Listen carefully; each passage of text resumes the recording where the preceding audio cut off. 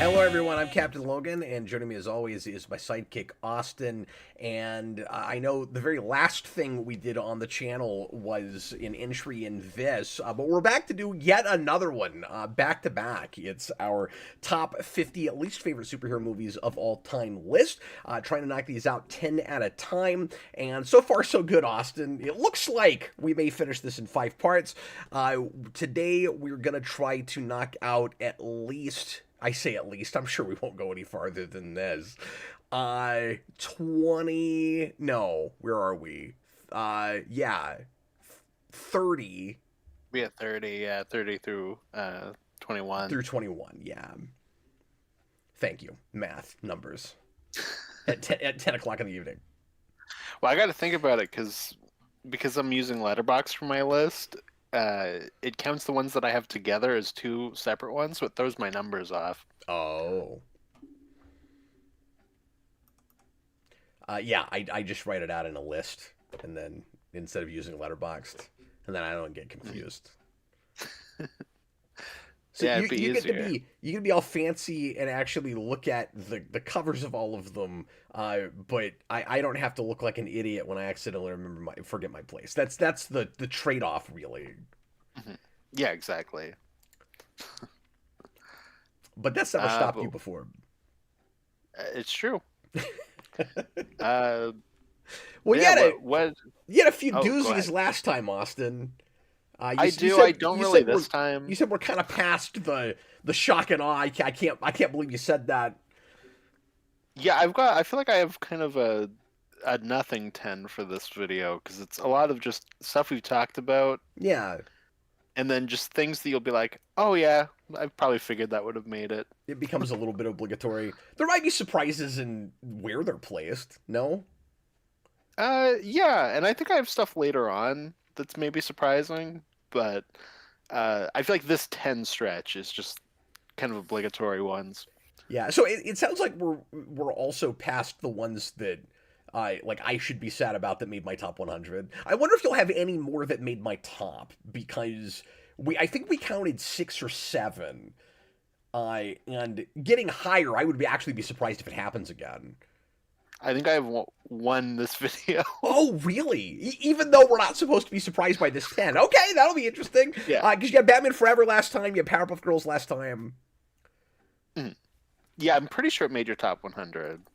No, it definitely did. Hey, once again, 100 is a lot, okay? But Batman Forever and Powerpuff Girls were high on my top 100. Those are movies that I indisputably this one's not high. Love more than just they're good enough to squeak in. Exactly.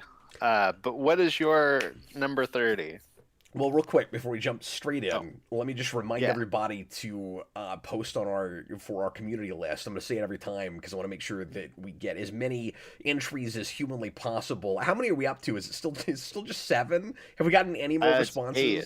Okay. We got one more. I'll post about it again on the community tab. Because I don't know if I've even done just a single post just about that yet. And that might be why we're not getting more than we're getting. I can't remember. I thought I did it right when we right before we started this. But I'm kind of surprised we haven't had more than that. So get those in. You've still got time, but get those in because if we leave it at just a few, that list is going to be hilarious.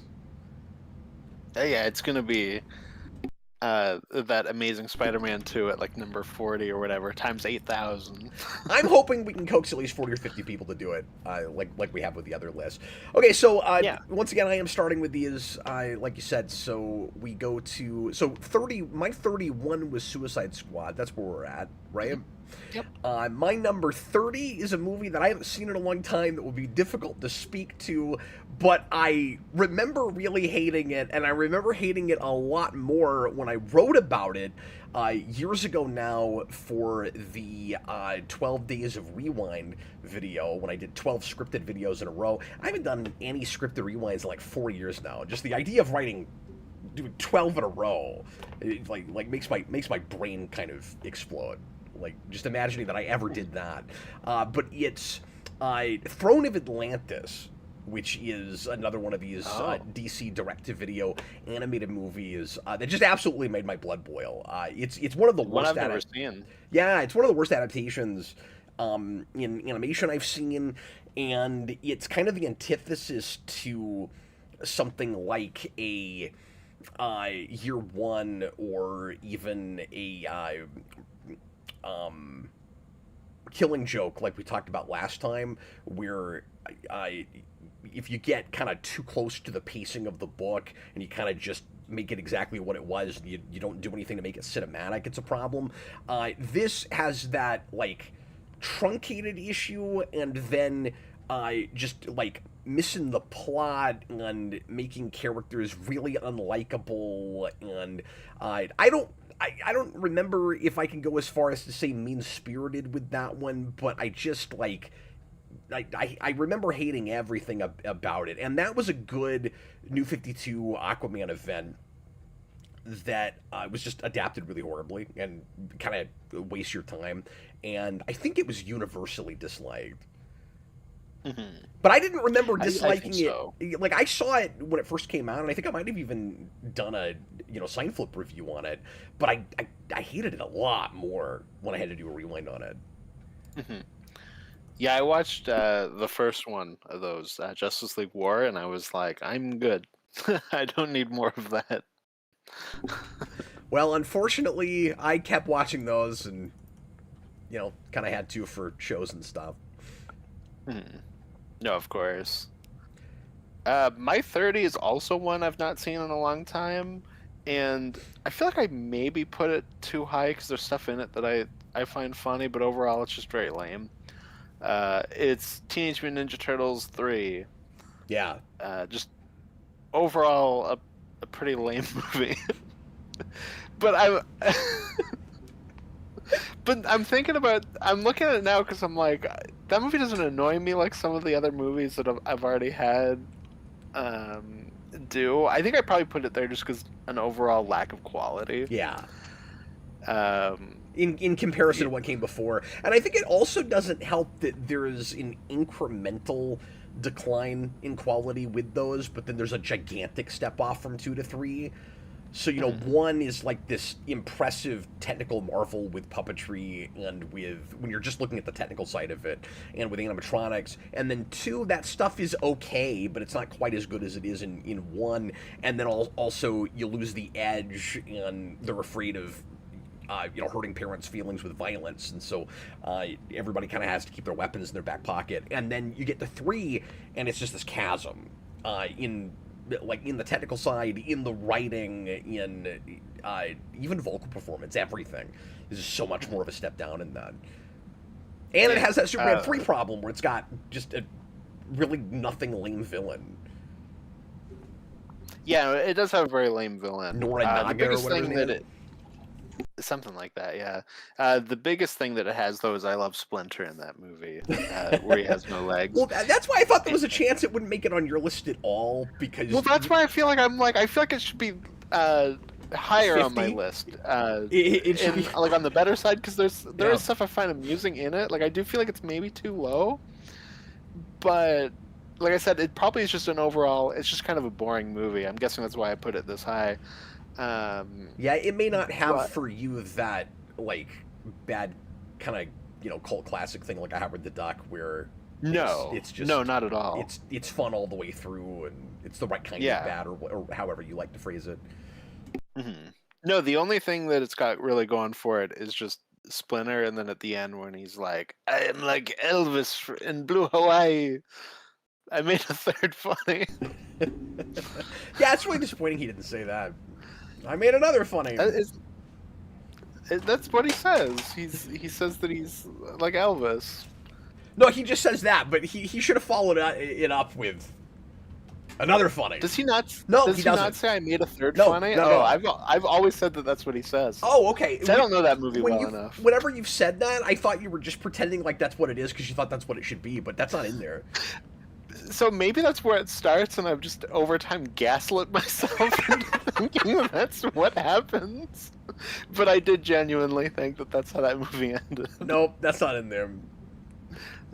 Heartbreaking. So one of the only things I like about that movie isn't technically fully there. So no, it's at a good place on my list. And I won't talk about this too much when we get to it on my list, since we're talking about it here. So I'll just mention a couple other things. But there's a couple of okay things in that movie that make it more disappointing to me because it's not like it has nothing going for it, and sometimes that makes it even worse. That makes it feel kind of lamer. Where if it was a completely kind of nothing throwaway movie, but there's a couple of sparks of possibilities with it.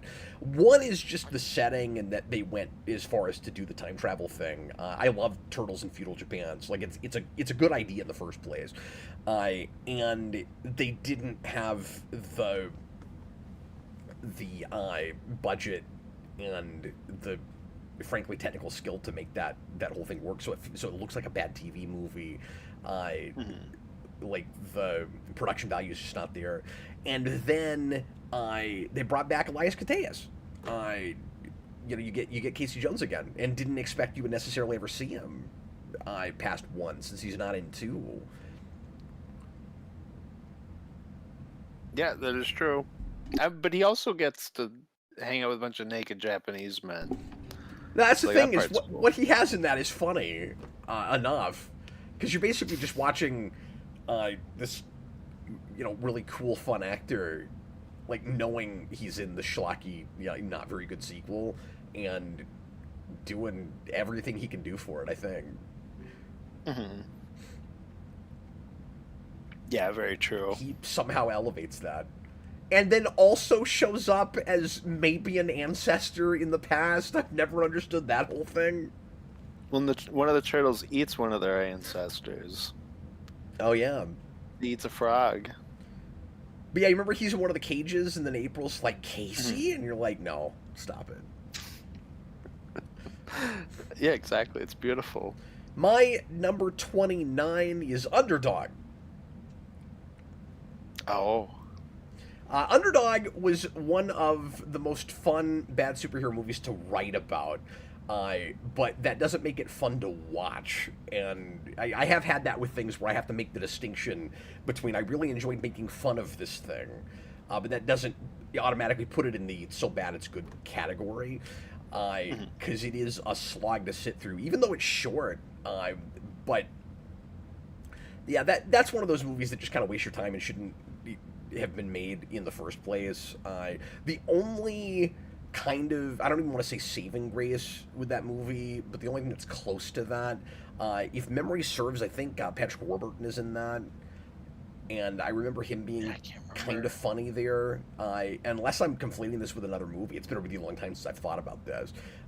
You're probably right. Wrote about it a it's million been too long years since ago. I've seen it. But I think he plays an actual Underdog villain or a henchman from the Underdog show. But it has that like Power Rangers 2017 problem, and lots of other kind of reimagining reboots that will just adapt the pilot of something, and very clearly that's all they've looked at, and they don't know anything else, and so they'll pad that out to 2 hours. That's especially a problem when your first episode is like 8 minutes long. And Underdog is and it's one of those movies, also like Power Rangers 2017, that overthinks it and has to have like a dumb, well, this is more of a problem than with that, but it's got to have like a dumb explanation for everything. I guess where it's like that movie, the only reason I'm comparing them is it's like you guys looked at the pilot and that's all you looked at. But Underdog, I was made fun of for having to explain like his costume and why it's the color that it is, and like a lot of stuff you've never wondered about. You know, every scene, every other scene, it's like, you ever wondered about this with Underdog? And I'm like, no, I've never wondered about that. I can safely say I've never wondered anything about Underdog. Not at all. Yeah. Well, that's the other thing, is that's not a character that had enough staying power in the zeitgeist, even at the point that they made that movie, that you can do anything clever that a general audience, and I don't think it is clever, but anything you think that is clever, that a general audience will go, oh, I can't believe you did this aspect this way. Like, you have to present it like people are not familiar with it in the first place, and make it as simple as it was. So you just come in and you make it a fun romp of a cartoon, and you don't do an origin, and you do one of two things. You either just let it be Underdog flying around saving people, and you have to go one of two directions, either the like real life looking dog, or a very, very cartoony thing that's otherwise in a real looking world. And I can see merits to both of those things, but you either do like real looking dog that just flies around and saves people, or if you did the more cartoonish looking with like a Scooby-Doo or something, the way I would do it is I would go full on parody with it, and I would just do like the 3-act structure of Superman or something. I guess in that way you could that's what I was gonna say. Have I an feel origin, like that's the easiest thing, but you don't want to waste your time with it. You want to kind of get it out of the way, and then you just do a fun romp with it. But anyway, this is a movie that most people haven't bothered to see, and that I've only seen because it's a superhero movie, so I had to watch it. No, I mean, it's probably, the last legs of stuff like a Cats and Dogs, like that kind of movie. It's been so long since I've seen Underdog, I barely remember anything about it. Oh, I didn't know I if think you'd my ever even seen it. Oh yeah, I had younger siblings, so they were like, a superhero dog movie? I want to watch that. So they watched it quite a bit, but it never really stuck with me, good or bad. I remember hating how the flying was shot. And I'll say this, the way they shoot the flying in Hancock reminds me of the way they shoot it in Underdog. Oh no. What is your 29? My 29 is a twofer that we've talked about ad nauseum. So is it Fantastic Four? You're welcome, everybody. It's Thor Ragnarok and Thor 4 More Thor. We haven't even gotten to that with me yet. Yeah. No, it's the duology of. Did you say more Thor? Yeah. It's the duology of Thor. Just dumb movies. Dude, if they numbered those, the 4 would be where the O goes. That'd be awful. They would have done that. I mean, half the time when we do that, it doesn't work, but if you did it that way, it really wouldn't work. I don't think you're supposed to pronounce it. It's in there so you know it's the 4th movie. The 4. Oh. You're adding so many more syllables when you put that in there. Yeah, I don't like that. Well, I guess just real briefly, if you don't want to talk too much about it, because everybody knows that both of us are on relatively the same page on that movie. We are those movies. Yeah. We don't care for them. We don't think it works. No, and they're largely the same, like, issues. That's why I put them together. It's just Thor is dumb. It's just nothing but irreverent comedy that doesn't play. Unfunny improv comedy. Yeah. Put a camera on people, say funny things. Yeah, exactly. And I still say Love and Thunder has some different, or I should say, sorry, that Ragnarok has some different issues than Love and Thunder, and in weird ways is both better and worse than that movie, and vice versa. Which is why I think you're right to put them together. And I will just say right away, I also put them together. I couldn't figure out how to put one over the other. Yeah, I've always struggled that from the moment I saw 4. I was like, I genuinely can't tell you which one I like more or less because, like you said, I think Thor 4 has a couple things they take a little bit more seriously, but then most of the jokes are worse than Thor Ragnarok. But it also sticks to one plot line in a way that Ragnarok doesn't, because Ragnarok kind of does the X-Men 3 thing where it's two stories awkwardly jumbled together. Right, it's a little more focused. Yeah, so it's just, I don't know, they're both just kind of awful.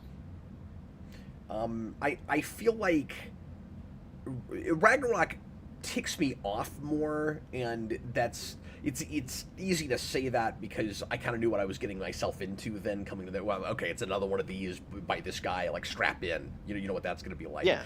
And so it wouldn't take much to make me happier at all than I was with 3, and some of that is you're at least not adapting the Ragnarok story now, because Ragnarok starts from a much darker idea and a much darker, you can tell, outline when you're gonna like take down Asgard and adapt some of that, like the Surtur stuff and some of that Simonson stuff, and then weirdly, it even though with the Gore the God Butcher stuff in Love and Thunder, you are also going to what was in the comics some real high stakes.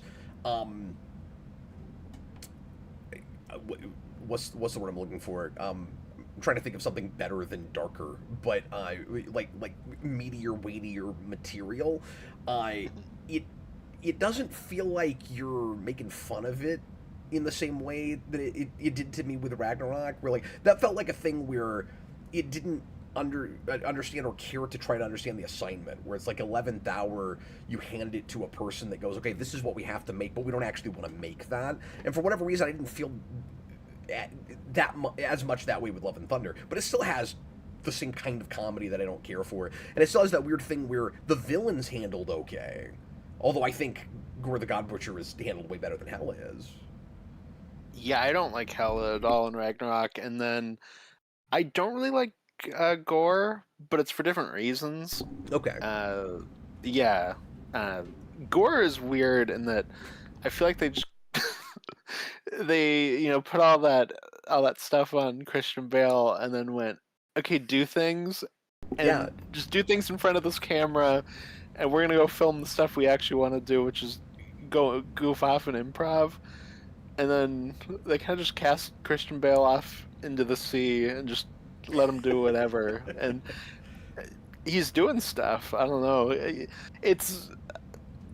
I can take him a little bit more seriously than I can Hela, but I don't know. I like his world. I like that it's all black and white when you go to his world. Yeah, that's fun. That was cool. But I think the funniest thing about Thor 4 is that when Waititi was writing it, he was like, oh man, guys, this movie, it's freaking crazy. Like, you get, it was like a dolphin swimming around in space. Like, this movie is wild. Wait till you see it. And then you watch it, and that part is just, they're flying, and Thor's like, oh wow, look, there's like dolphins swimming by. And there's just like nothing really that crazy.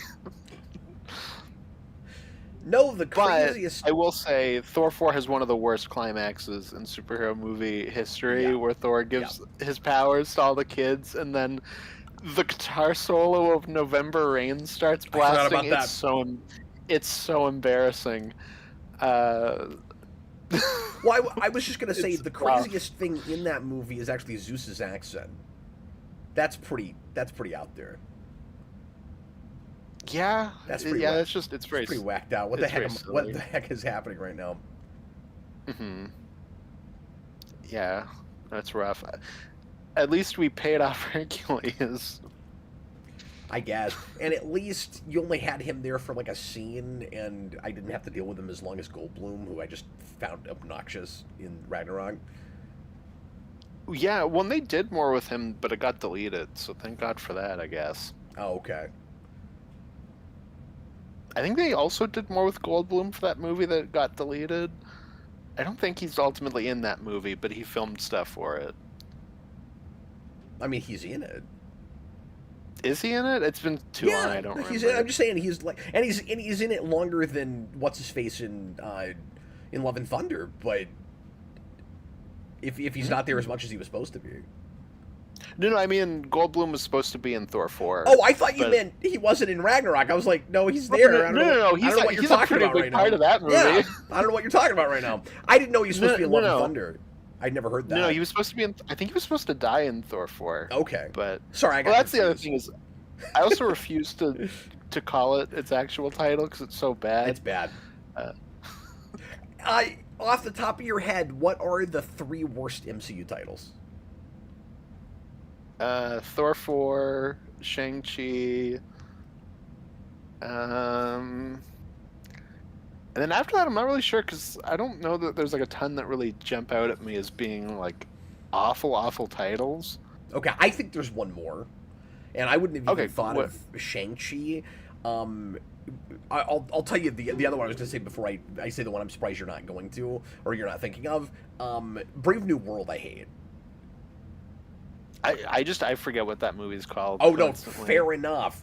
But it was supposed to be New World Order, and for whatever reason they got like shy about that title. And I mean, I'm glad they didn't go with that with the movie they made. But there's also always been a part of me that wonders if that movie might have had a little bit more of a bite to it if they'd stuck with that title.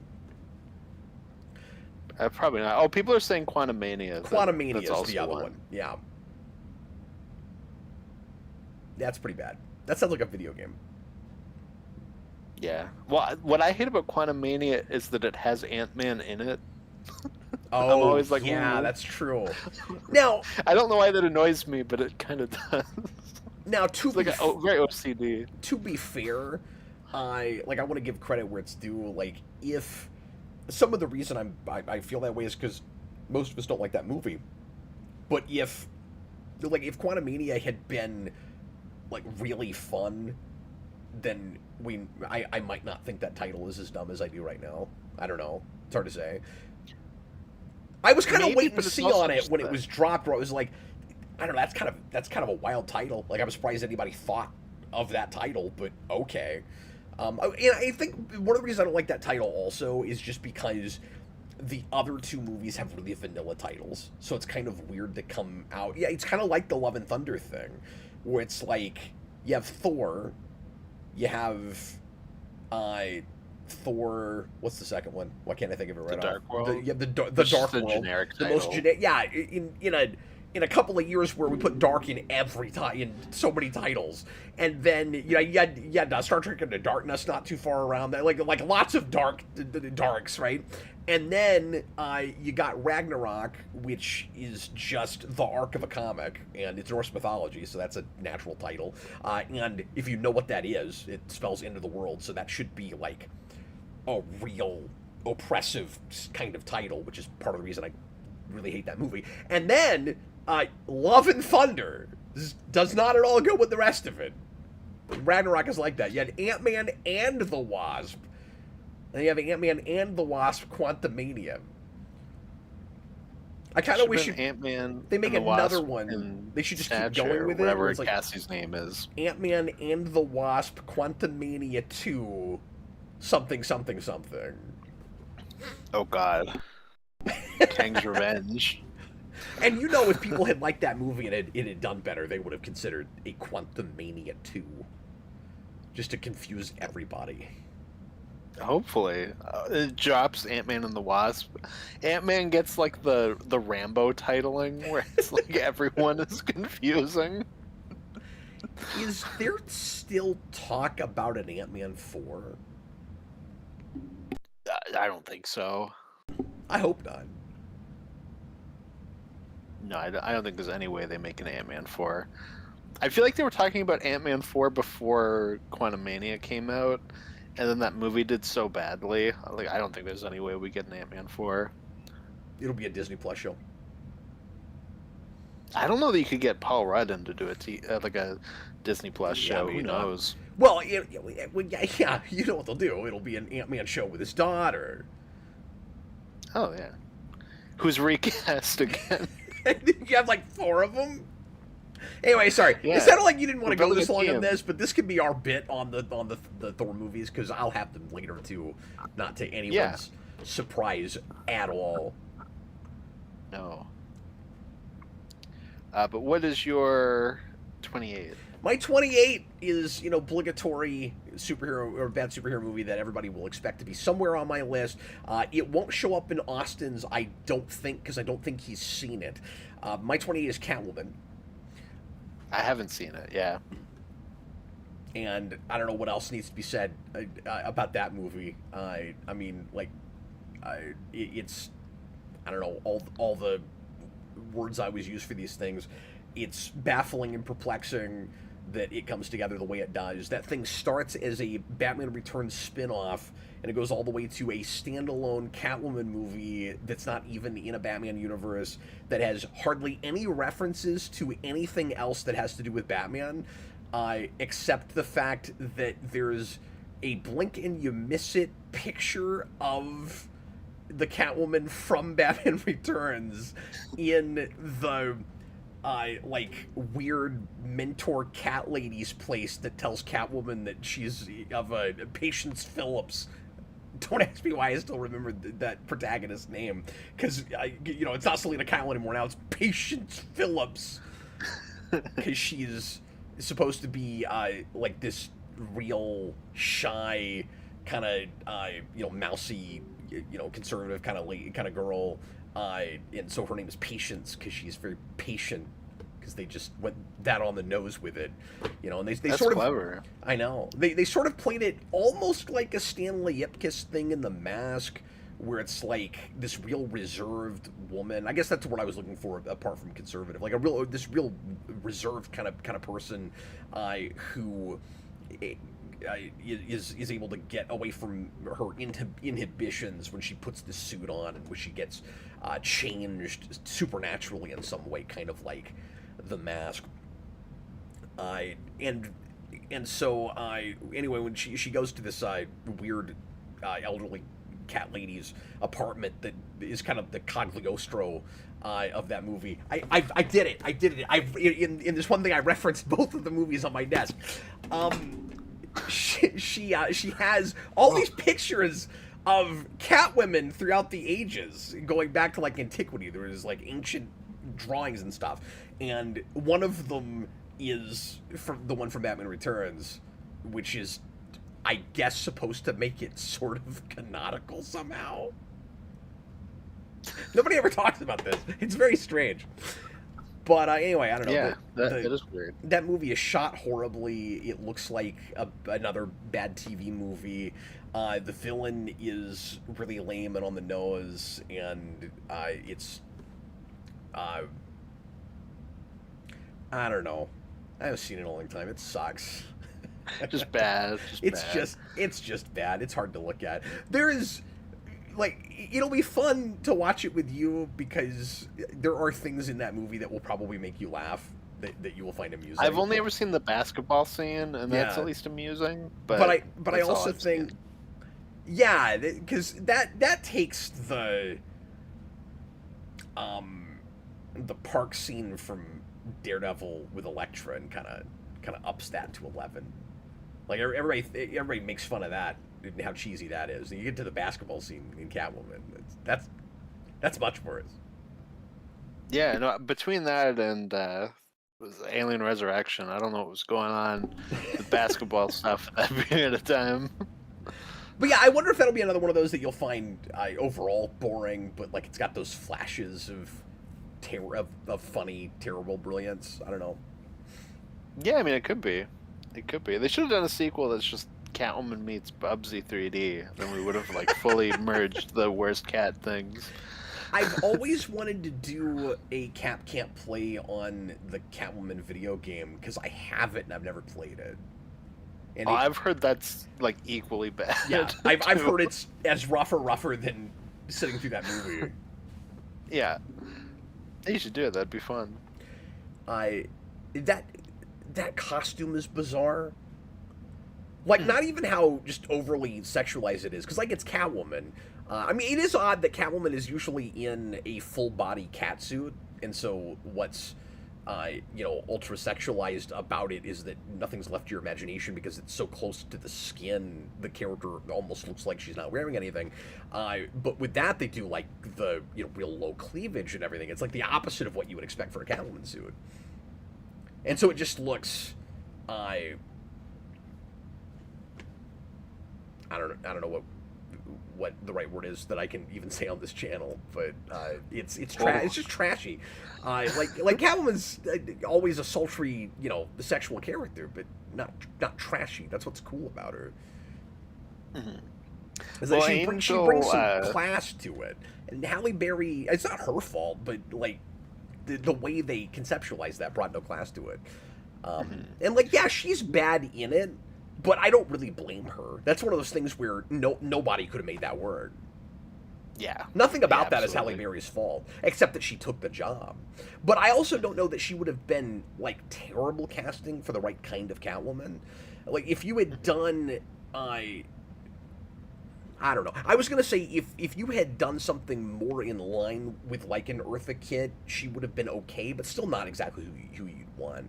Like, you want somebody a little bit, like, I don't know, naturally sassier, and she need kind of like a lower, raspier voice. Like, that's not even really the type for even that version of it. Well, Angel Castaneda brings up the only thing I really had to bring up, which is just that it gave us the great Halle Berry Razzie acceptance speech. I've never seen that. I've heard about that, but I've never seen it. Yeah, it's fantastic. I mentioned Eartha Kitt, though. There is a featurette on the DVD, because it's back when we were doing a lot of these, about the history of Catwoman through the ages, and Eartha Kitt narrates it. And her narration is real weird. Oh. Go back and find that, yeah. Yeah, because she's trying to do this, like, ultra, I don't know, I can't think of words tonight. But, I don't know. I'll think of it. If you don't have anything else for Cat, it's just awkward because of how old she is at that point. Oh, okay. That's all I'll say. Where that's what she's trying to do, this kind of seductive thing, and she's 80 years old. Yeah, it's the best time to do it. So it's just a little weird. My number 28 is Man of Steel.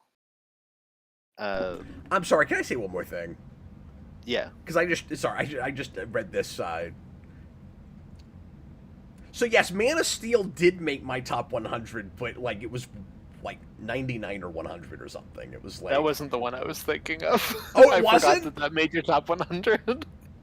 Look, we don't have to agree on everything. We don't even have to get all that close in agreeing on everything. RJ Godzilla, Cap, Patience Phillips, her initials are PP, LMAO. Well, the potty humor bit of that is not even what's amusing about that to me. It's that you made a superhero with the same initials for first and last name, but it's not even the same sound.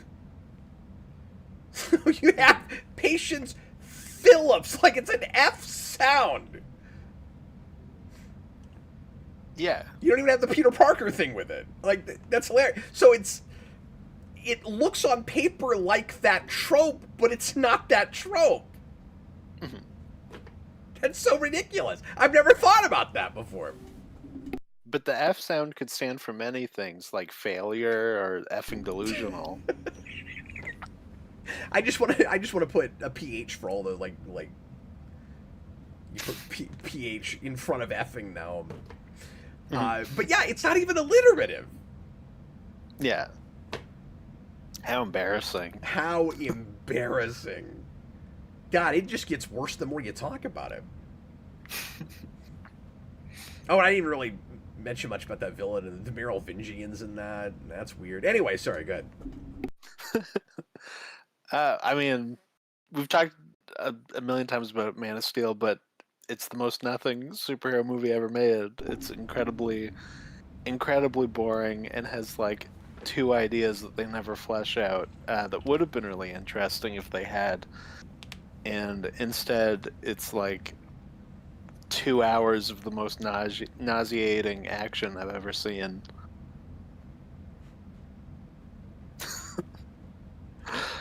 I don't want to sit here and defend Man of Steel. Like, I don't like that movie either. Overall, there are things about it that still impress me enough and that I appreciate enough on paper that it squeaked into my top 100. But I don't know. I was real back and forth when I did it because it's that balancing act of like, is this a list of movies that I want to watch, or is this a list of movies that I respect for certain reasons? And I had the same thing I did with Rises, which is interesting because Rises did make my bottom 50, but is actually in a similar spot. So Man of Steel couldn't get very high on my top 100, and Rises couldn't get very high on, or very high, low, however you want to look at it, on my bottom 50 because I still gave both of them, for especially production reasons, 2.5s on my scripted series. Mm-hmm. Yeah, I also just hate how that movie looks. But one so gets it's like, and I don't like how that movie looks either. No, it's all for me. It's all stuff on paper, and I like Cavill more than you do. You know, like I like casting in that more than you do. I still think that Lois was really great casting. Like, again, really good on paper. I love Amy Adams. She'd be a great Lois, yeah, but she and Cavill have no chemistry. It just doesn't work. No, because last time you asked me, is BVS a movie that is better? Or no, it was BVS or Suicide Squad, I can't remember. Is it better watching with somebody? And I was like, yes. Man of Steel, I think, is boring either way. I wouldn't want to sit through it either way. Well, we had kind of a difficult watch with that when we did DCEU Mania, but part of that is because you find it more boring than I do. So it was, and I'm not saying this to give you crap or anything, but Austin, but like it was hard to get you to even like roll with me and say very much during that movie. Because when it turns into 40 minutes of just and then all the buildings are falling, how many times can I say, yeah, it's going on too long. This is nauseating to watch. It's giving me a headache. Yeah, I don't know. For whatever reason, I was a lot more with it in the theater first time around, and it's got like 20 minutes of plot. Thrilling enough. Mm-hmm. Yeah, I don't even disagree with you. That's less of the stuff that bothers me with it. It's kind of more that, like you said, ideas that don't add up, and then stuff that's confusing that I don't even really understand what's happening. The Codex thing never really, by the end, made a lot of sense to me. But that's a symptom of what I'm saying, because it's like, here's just an idea, and then we're just not going to talk about it. Right, but I'm just saying, that to me doesn't then lead to boredom, it just leads to confusion. I just have a big question mark the whole time. Like, I'm not really watching the action scenes like, looking at my wrist or being nauseated. I don't like how they're shot or what they look like, but I don't have the nauseating thing that you do. This is the close to defending this as I'm going to get. Like, all I'm saying is the stuff that you latch onto that irritates you enough to put it on a bottom 50 is not there for me as much, which is why it doesn't end up on this list and why it squeaked into the other one, which I still don't totally know if it should have, but I loved it when it came out. That's the thing. And you never had that. I liked it when it came out. I was like, this is solid, yeah. And then just rewatching it, I was like, oh, this is not very good. I still remember I got it on Blu-ray when it came out because I was like, oh, I like that in the theater. And then I showed it to my dad, and he got up and walked out halfway through and just didn't say anything and didn't come back. And I was like, yeah, I kind of feel that. I get it. Oh, and I'm also just in general more of a Zimmer fan than you, and I like the score in that movie a lot. Yeah, it's just never jumped out to me. I mean, a lot of people say that they really like the score to that movie. It's never left an impression. Yeah, that was a big part of it, even in the first place. Not to do that like everything sucks but the music is good thing, but like that made my top 10 soundtracks a long time ago, and so that's part of it. Yeah, I mean, that's fair. That's fair. What is your 27? But like, I'm not mad about it. It's not great. I don't want to watch it. Yeah. What is my 27? Okay, my 27 is Brightburn. Oh.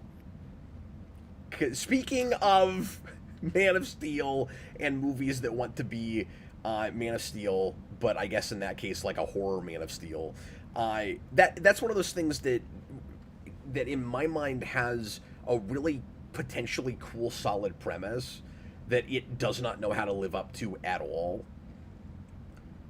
And it's kind of just vapid. I never bought anything that was happening in that movie.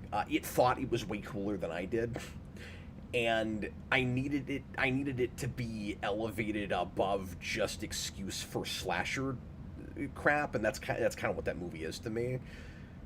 Yeah, I've only seen that movie once when it came out, and I was kind of like, oh, it's just like a generic slasher. Like, I don't know, it's okay, I guess. Yeah, I only saw it the one time, but I remember not buying into motivation. I remember the whole thing just with the Clark Kent like character.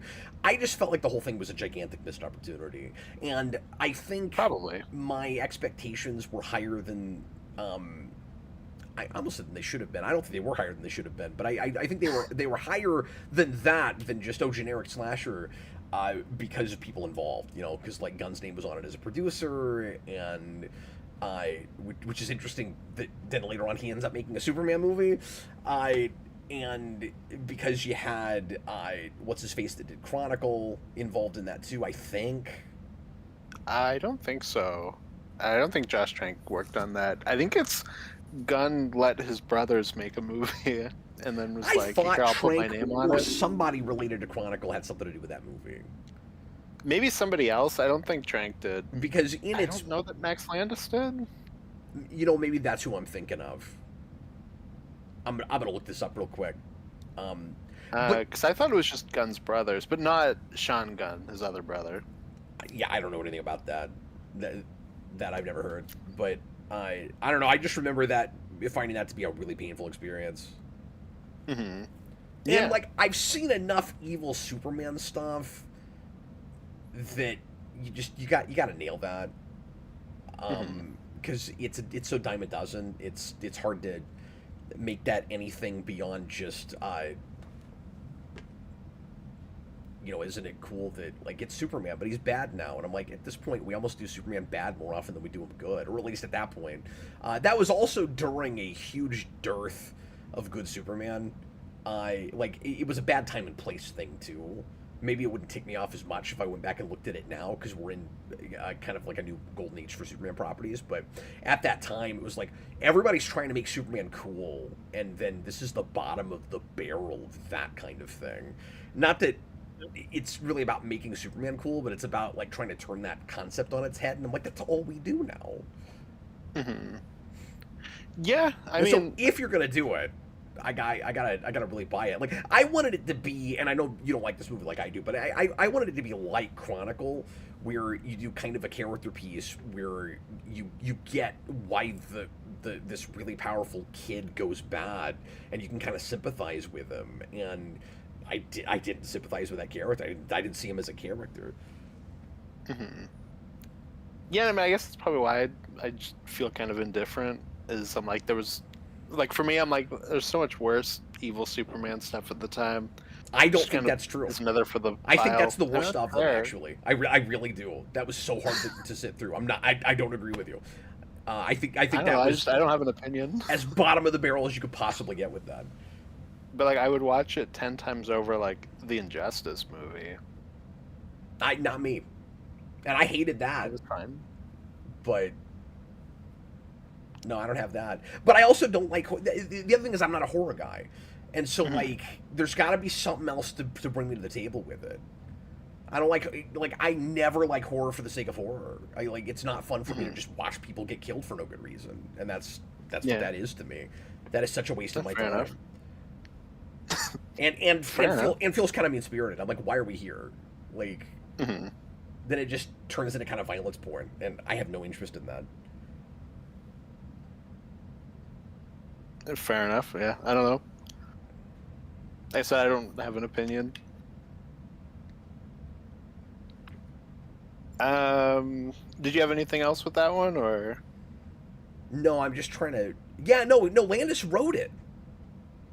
Yeah. No, wait. Hold on. No, he didn't. I was looking at something else. I can't find it right away. I'll figure it out. Yeah, no worries. My next one is Suicide Squad, which we talked more so about last time, and kind of my place for it and why it isn't, near the like one of the highest on my list. I'm sorry, what was it? Suicide Squad. Oh, okay. So we talked about it quite a bit last time, so I won't really add anything to it because I kind of you actually got it above me, yeah. Yeah, and like I said, it would have been a lot higher, but I guess I'm wrong. I'm not seeing either of those guys' names here, so I don't know why I thought that. Yeah, no, I was pretty sure it was just Gunn's brother that worked on it.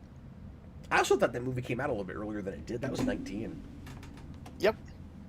Yeah, exactly. I had it in my head. That was a year or two before that. But what is your next one? Oh, did we talk enough about that? Well, I gave my entire reason for where I put it on my list last time, so I was true. like, I don't really need to go through the spiel again. That's true. My 26, I'm not even as angry about as I am Brightburn, so maybe it should go a little lower. But I also think that Brightburn is a kind of a better made movie than this, like visually. Because I will give it, that's not like a horrible looking thing. I hated the approach more than anything. But it was fine. But my 26 is Jonah Hex. Oh, okay. And I haven't seen Jonah Hex since it came out. I thought about rewatching it and just didn't get around to it. I saw it once. I can't remember if I ever did a rewind on it. I don't think I did.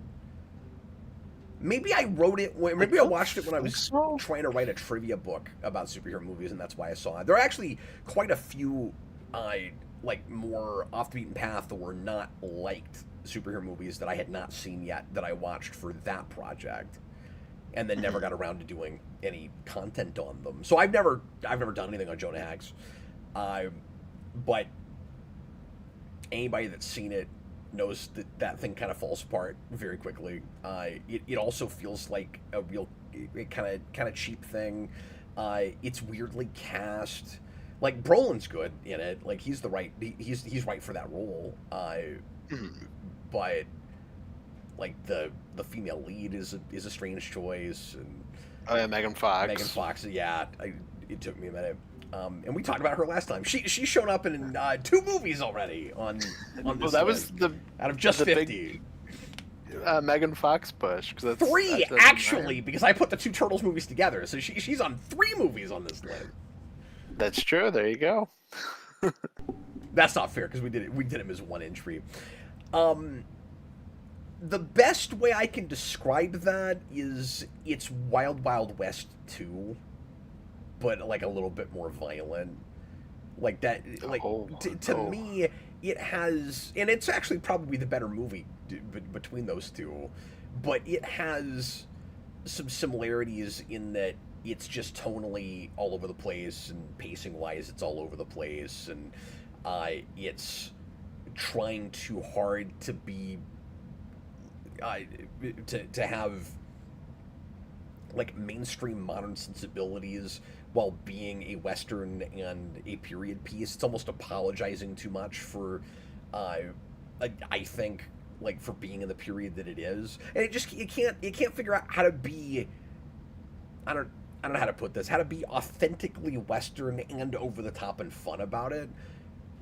Which is what the old Wild Wild West TV show was kind of good at. And like Jonah Hex, if you're going to go that way with it, it needs to do that, or it needs to just be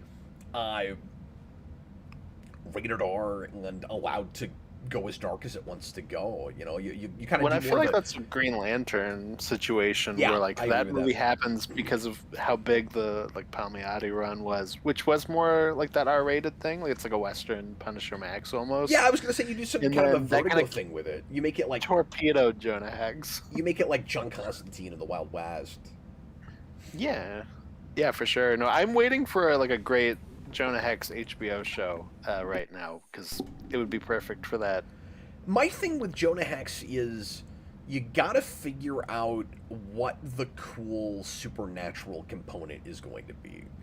Because Jonah Hex being in a comic book world, like almost those stories almost always do, and that movie does it too. It's just generic and MacGuffin and not doesn't stick with you, not memorable.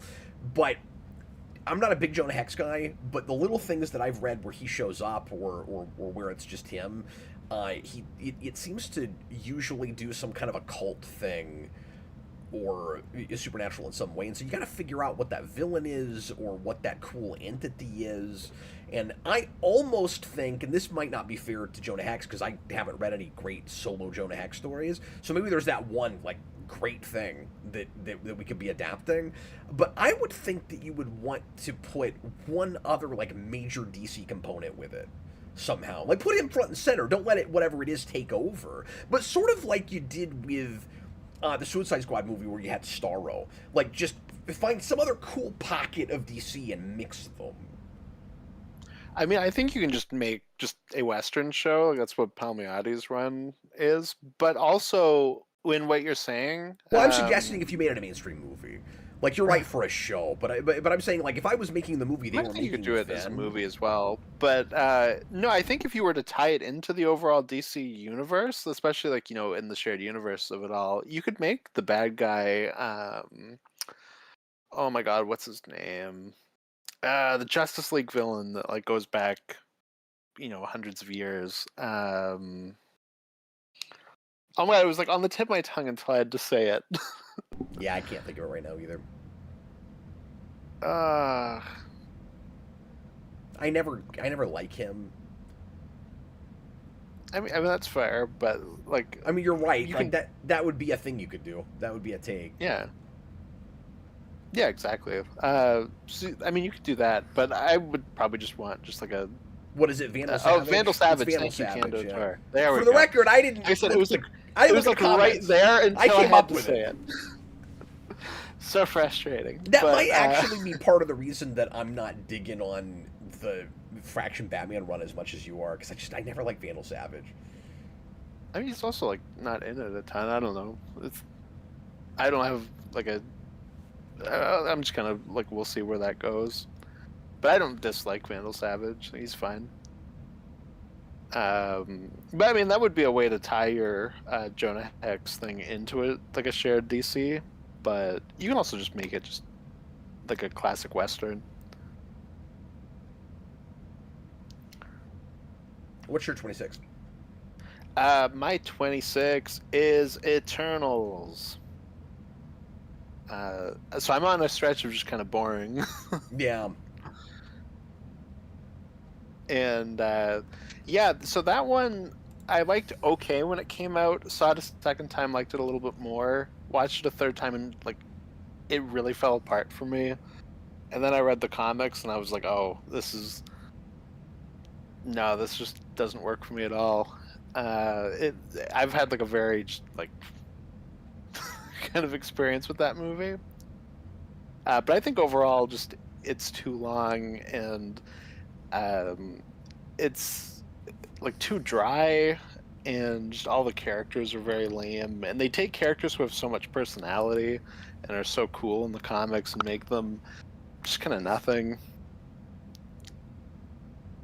And yeah, it's just overall like a very dull experience. Yeah, I tried to finally. I'd only see that in the one time in the theater, and I tried to go back to it when we were putting together the top 100 because I actually thought it might show up low on my list for that, and I made it half an hour and I couldn't do it. and I've never sat all the way through it again, and that hurt my feelings because I liked it quite a bit in the theater, and I was kind of scared after you said that you really liked the comics run, or you like that original run, to go back and look at that because I thought it might tarnish that movie, and then I started watching that again, and it kind of tarnished it all by itself. So Just on its own. now I don't know that I'm gonna mind reading the comics because I don't think it like if it hurts it, it's already hurt. I mean, like I'm already not high on that movie anymore. Yeah. It doesn't help that.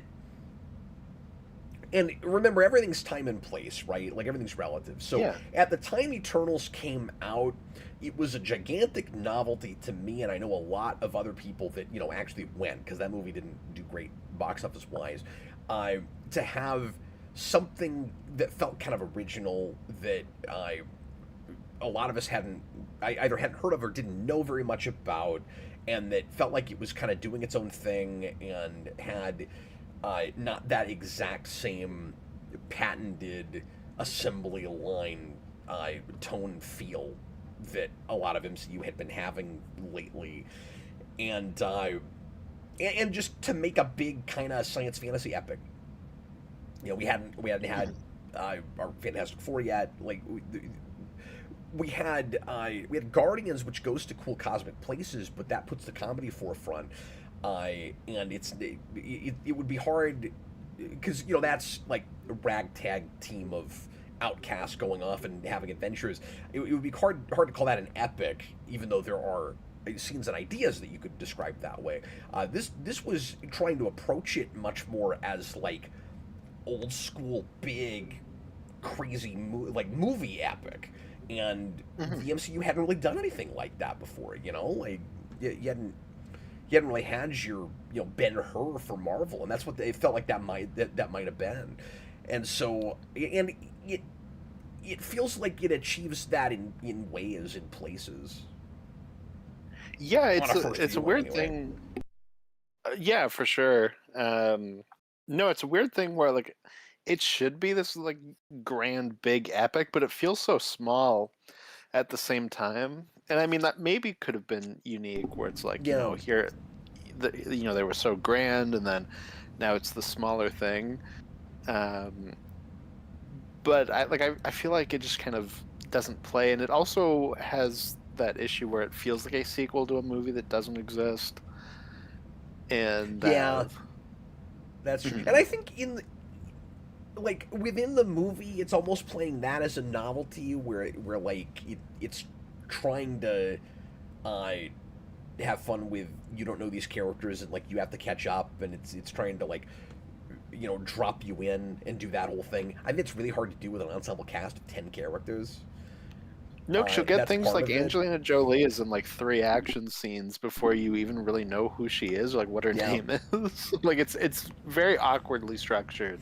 The big thing that struck me trying to go back to it, and part of the reason that I didn't finish it, is the contemporary dialogue jumped out at me way harder than it did in the theater, where I was like, these people are centuries old. Why are they talking like this? And not just because you can make the argument, well, they keep kind of updating their language as they get older, but some of the vernacular and just real like kind of laid back attitude and way people are talking that you get in the flashback at the beginning is like really problematic to me. It's part of shrinking that grand epic scale. Yeah, well, it takes you out where it's hard to get the epicness of it, because it needs to be that kind of heightened Shakespearean thing. It needs to feel old worldly, but you still understand what people are saying, what's happening. That's the balance that you have to make, and that's the big thing you have to take from Stan Lee. You go back to that kind of writing for that stuff. And there's ways to sort of modernize it. The first Thor movie handles that about 19 times better, and I don't even love that movie, but at least when you're in the Asgardian stuff, look more at that. And I think even that could have handled it a little bit better than it did. But sure, yeah. It's a far cry from this. Yeah. No, or I should say this is a far cry from that. One of the funniest things is you go back to Kirby's run, you go back to Gaiman's Maxi series, and you go, oh, this is what it looks like when you properly structure introducing all of these characters. And it, like, it'll blow your mind, especially Kirby. Like, Kirby lives with like one or two of them for like 4 issues before slowly introducing more and more, and like really kind of inches you into this world. Well, and while I'm saying I like the idea of a big, long, if it's not boring, exciting epic on the big screen for Marvel, when you've got that big of a cast, and I've not looked at the source material, so I can't speak to that the way Austin is, but if Austin's right about that, and there's kind of a slow burn introducing those characters, it seems like that property would have made more sense for a miniseries or something. And ultimately, Inhumans probably did too. They just ended up writing and producing a really terrible show for that. But like taking Inhumans, and I know I always compare them, but it's the obvious comparison, because it feels like Eternals almost replaced Inhumans. And it's very strange that we live in the eventuality, that we live in the universe where Inhumans didn't happen on the big screen, but Eternals did. Like, that's very strange. Because they're both more or less like B and C list properties for Marvel, but Inhumans was certainly a better known property than Eternals was amongst quite a bit amongst comic fans. Because Eternals had like its initial big run, and then we didn't go back to it a lot. Whereas Inhumans, even if it didn't have a monthly a lot, and people didn't know that group especially, they knew Black Bull. Like, there was at least, they knew Medusa. There were a couple of big characters in that people were Lockjaw showed up all the time and stuff. Well, and it helps that it spins out of FF, and I'm sure when it gets its own series, it lasts longer too. Like, Eternals also only goes 19 issues. Like, it's not a super long book. Yeah. Mm-hmm. Well, Eternals feels like that New Gods thing to me, where it's like this involved mythology that nobody's paying any attention to. Well, it's because it's the cap of that trilogy, where you have like kind of a trilogy with that stuff where it's Kirby's Thor, New Gods, and then Eternals, where it's like him kind of weaving the same ideas through it. Because it's Kirby, yeah, like that's. I'm acting like that's an interesting comparison. That's the obvious comparison. It's the same guy, making all that stuff. Well, and there is like a very specific line that connects them all, where he was going to do the New Gods in Thor, like wouldn't let him do it, so he goes and he does that at DC. Yeah. And then that gets canceled, so he's like, oh, well, I want to finish what I was doing, so then he goes back to Marvel and he makes the Eternals. So like they are connected in a sense, but like obviously they're also playing with some of the same ideas. It would be interesting to read all that together and figure out like where his thought process was, where in his mind he's finishing off threads with different characters that he's introducing to you in the first place. Yeah, absolutely. Angel Castaneda says, Kat mentioned Shakespeare, and Chloe Zhao's new movie is Hamlet. I didn't know that. Yeah, she just did that Hamlet movie, which I've heard mixed things about. I wonder how that is. I don't know. That's just interesting. I'll probably check it out at some point. Because Branagh directed Thor, and he has, in my mind, the definitive film version of Hamlet. And then retroactively, she does another kind of big Shakespearean-esque Marvel thing, and then goes to Hamlet, directs it after that. Mm-hmm. Yeah, no, weird. I didn't know that.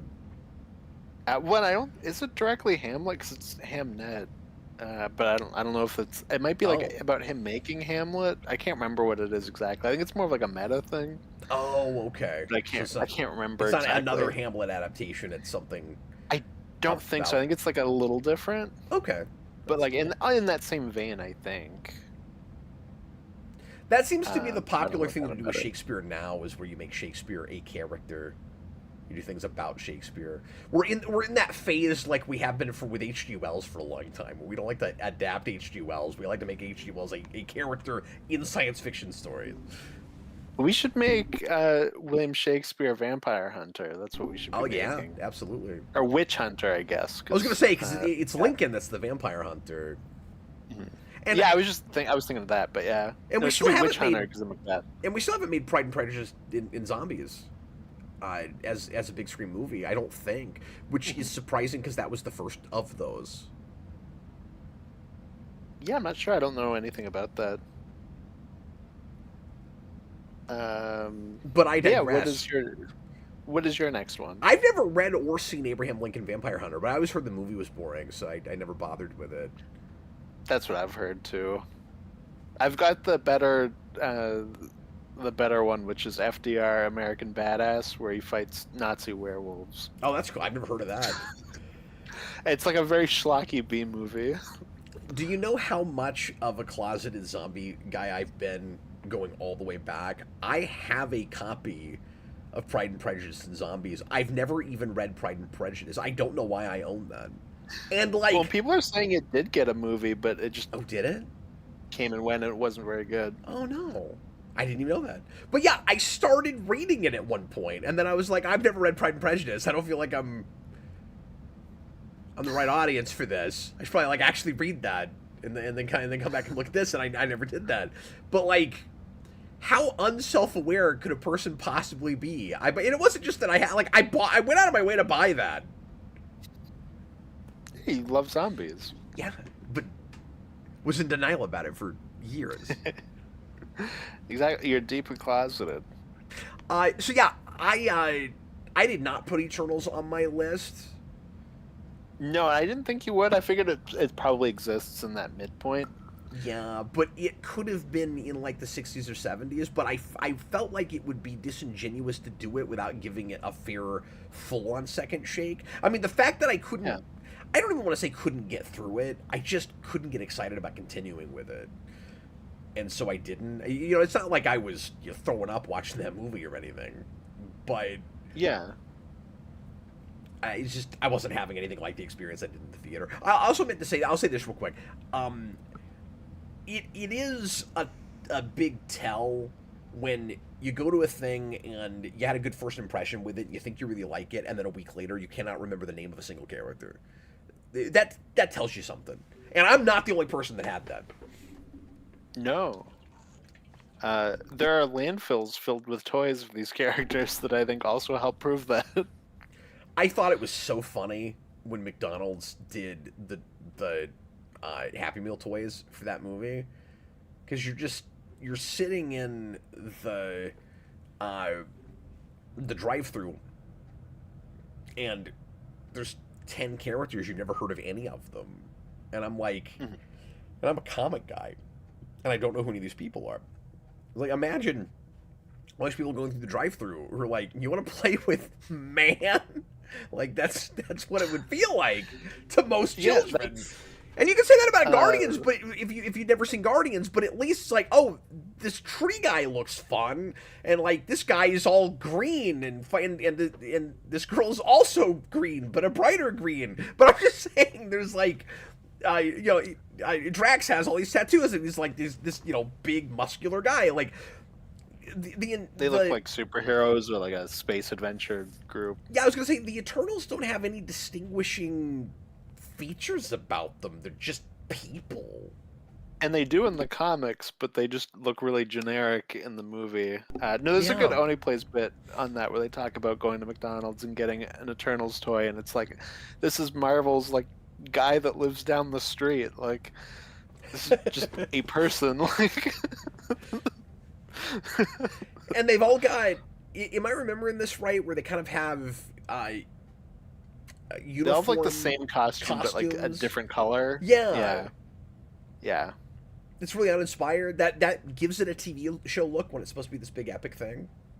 Looks kind of like the Power Rangers thing because it's all just the same color, they all the same suit but a different color. That's what I was about to say. Is like you want to err on the side of X-Men with a thing like that, not Power Rangers.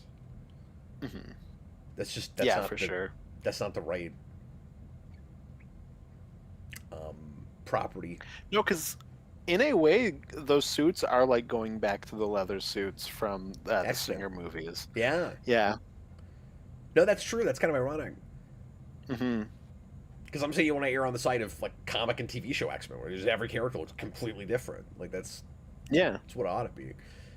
And to be fair to that TV show, Inhumans did that. It was just bad.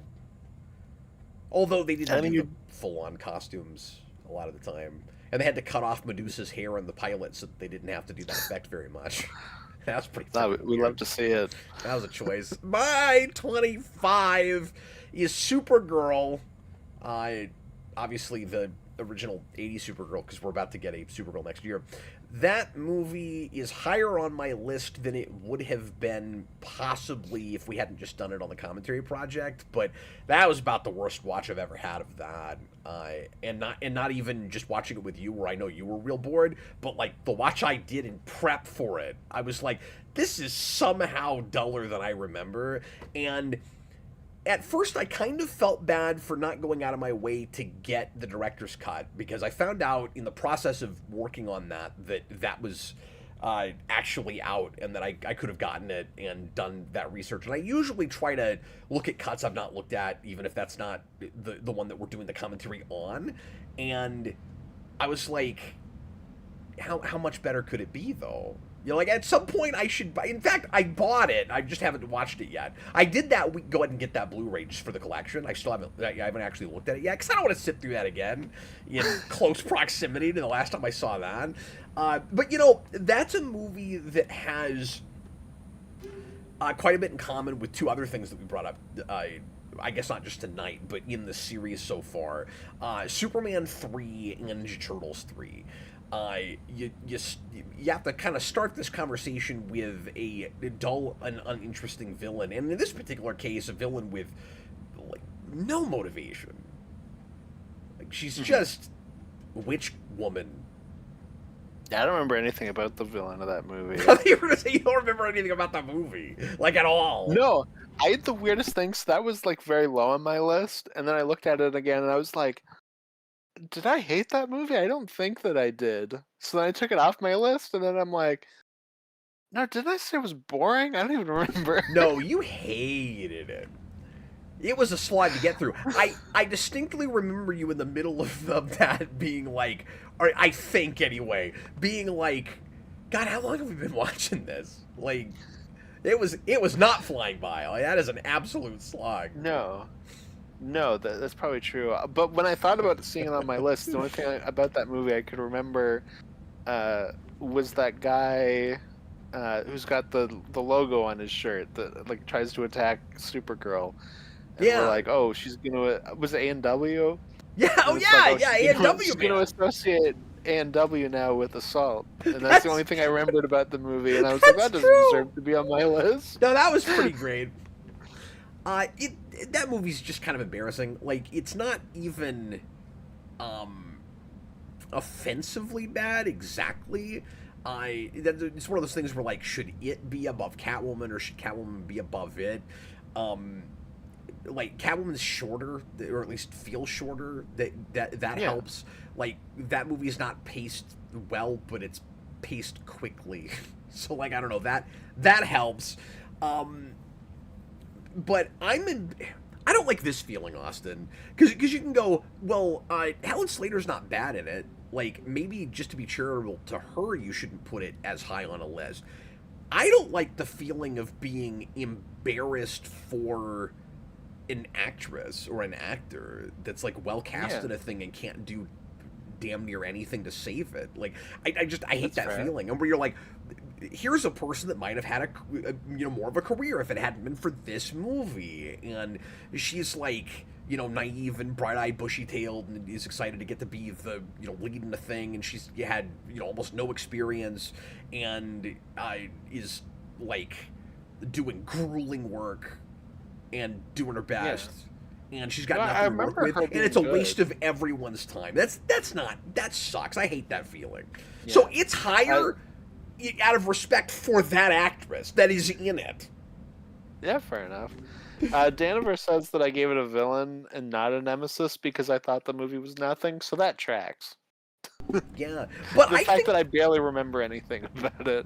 But I also think that sometimes nothing will propel a thing for me anyway, higher than something that's just bad. Where like, what would you rather do? Like, be bored watching a thing or be offended with it? It's hard to decide what. Well, there's and it's two shades. It's totally case by case. Where it's like, I can't be consistent with, like, boring does not always trump bad, and vice versa.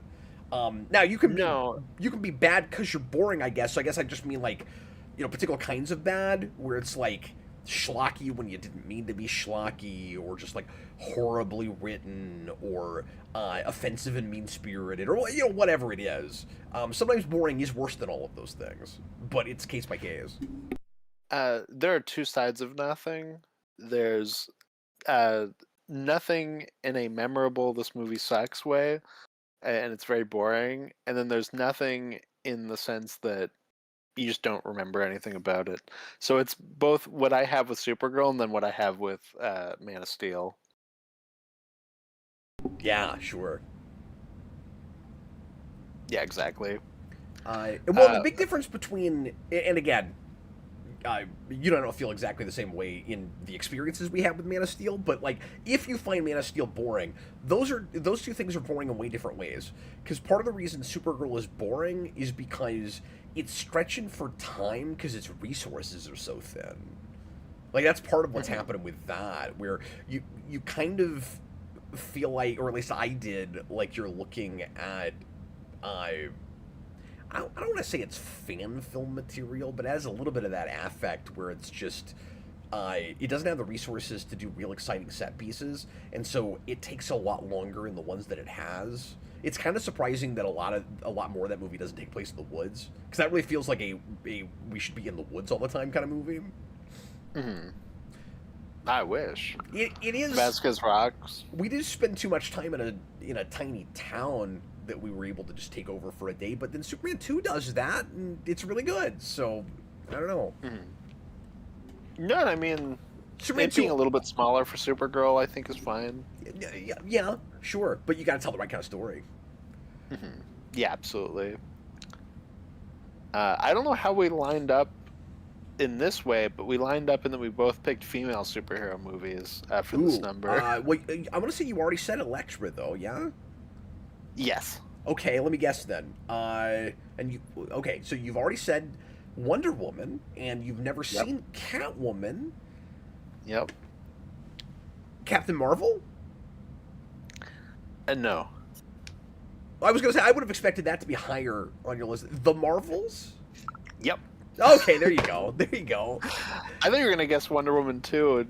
I was knocking them down, like... There wasn't much left ever. Well, I couldn't remember if you'd said that yet either. No, not yet. Not yet. Austin. I'm actually not too far away from Wonder Woman 84. Okay.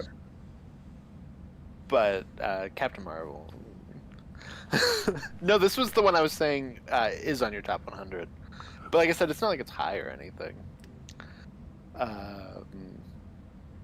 But yeah. Yeah. I see what you're saying. Yeah. No, it is, and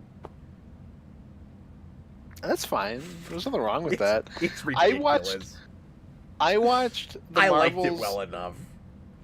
I watched the Marvels with a group, and everybody else liked it except for me. Oh, so interesting. You can have that. Everybody else was like, that was fine. It was just okay, and I was like, that sucked. Yeah. It's so much better than Captain Marvel. I can give it that. It has a pulse. It feels like a filler episode of a TV show, and I don't like any of the characters. I think they're really annoying. Yeah, I don't disagree with filler episode of a TV show, but yeah. So like that's the main reason, is that there's just kind of nothing cinematic about it. Like there's nothing that screams, I have to watch this movie. Like it's content. And like, yeah, that's fair. Mm-hmm. But I also felt like that's all, for the most part, Marvel was really serving up right then. So it's like, yeah, well, you got bad content and okay content, but it's all content. You know what I mean? Like, what I mean. Like, if you like it, that's fine. I'm just saying, if my standard has to be like, art, then I gotta red sign flip everything they're putting out for the most part. Yeah. No, very true. I'm not Yeah, surprised I mean- that it's even as high on your list as it is. Like, I have no feelings about this. Like, I'm not even gonna argue, because that's the thing is, like, I know I say on paper a lot. That's one of those things where, like, you're probably right about the quality of it. You know what I mean? Like, it probably is that not good. I just happen to somehow enjoy it more than everybody else on the planet. No, and it's this low or this high on my list, I should say. Sorry, Yeah. because it's not even so much it's like offensively bad. It's just that it feels like shovelware. Like it is just that like that content thing where I'm like, I don't know why this exists. Like there's stuff that I've said before where I'm like, I can at least understand why it exists. While the Marvels, I just have a hard time wrapping my head around it. Yeah, Even well, if it's not like as offensively bad in other ways. I feel like I'm also seeing a bit of a trend line with some of the things on your list where if it feels like it was, and I don't want to put words in your mouth, so tell me if I'm wrong about this, but it feels like if it feels to you like it was cobbled together by committee or algorithm, it bothers you more than other things. So when you say, I don't know why this exists, I do. Like, it exists because some executives in a boardroom said, we got to have a sequel to Captain Marvel. It made $1 billion, but then it was not considered it wasn't as critically acclaimed as that dollar amount would lead you to expect. And then there was some controversy surrounding Brie Larson, and a lot of people don't like her just like as a person giving interviews and stuff. And so they went, well, we need to make a sequel to that, but she can't be front and center. Now it's got to be a team thing, and they're looking at other successes and failures they've had. So they're like, well, this Monica Rambeau character was kind of a standout in a TV show, and then we've got Miss Marvel to round that out, and they thought she was going to be a bigger deal than she was. And so, like, yeah, I think we can kind of put all this together and tell how that came together, and that's why it feels like a counterintuitive mess. Even if I liked it more than other people did, but like conceptually, the way it comes together, absolutely. And it doesn't. It sounds like a Disney Plus show in the first place. It's like they're really struggling to decide what ideas make sense to go in a movie theater versus on your streaming device. No, and it doesn't have the worst Marvel villain, but it has the most forgettable Marvel villain.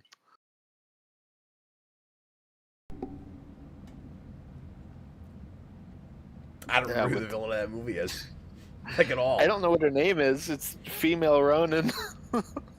Oh, that's right! All I know about her is that she's played by Tom Hiddleston's wife. That's the only detail I know about that character. Was it a Kree chick? Yes, but not like a blue one. Oh. She's just like a person. I did not remember that at all. And she's got Ronin's hammer. They said not the worst villain. There's villains that I think are worse, but the most forgettable easily. You know what you don't want to do when you're making when you're making a female-led superhero movie and you're kind of, at least in advertising, making a big deal out of, like, rah girl power or whatever. Have your villain be a knockoff of a male villain. Yeah, I mean that's probably something you don't want to do. Yeah. Like,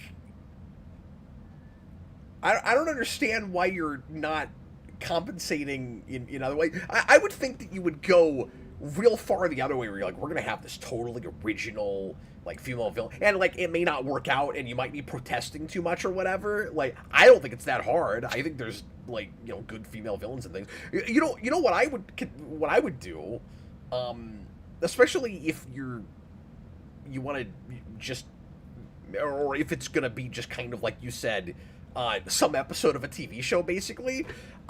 Just make it the gold chick from Guardians 2. Just let her be the full-on villain of the movie. She was cool.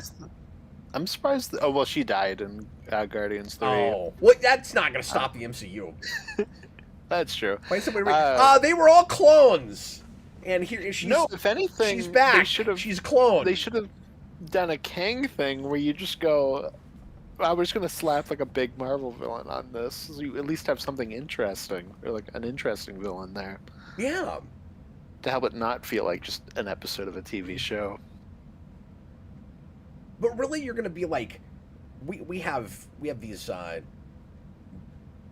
this trio of female villains that are not at all counterparts to male characters in the first place, and then your villain is okay.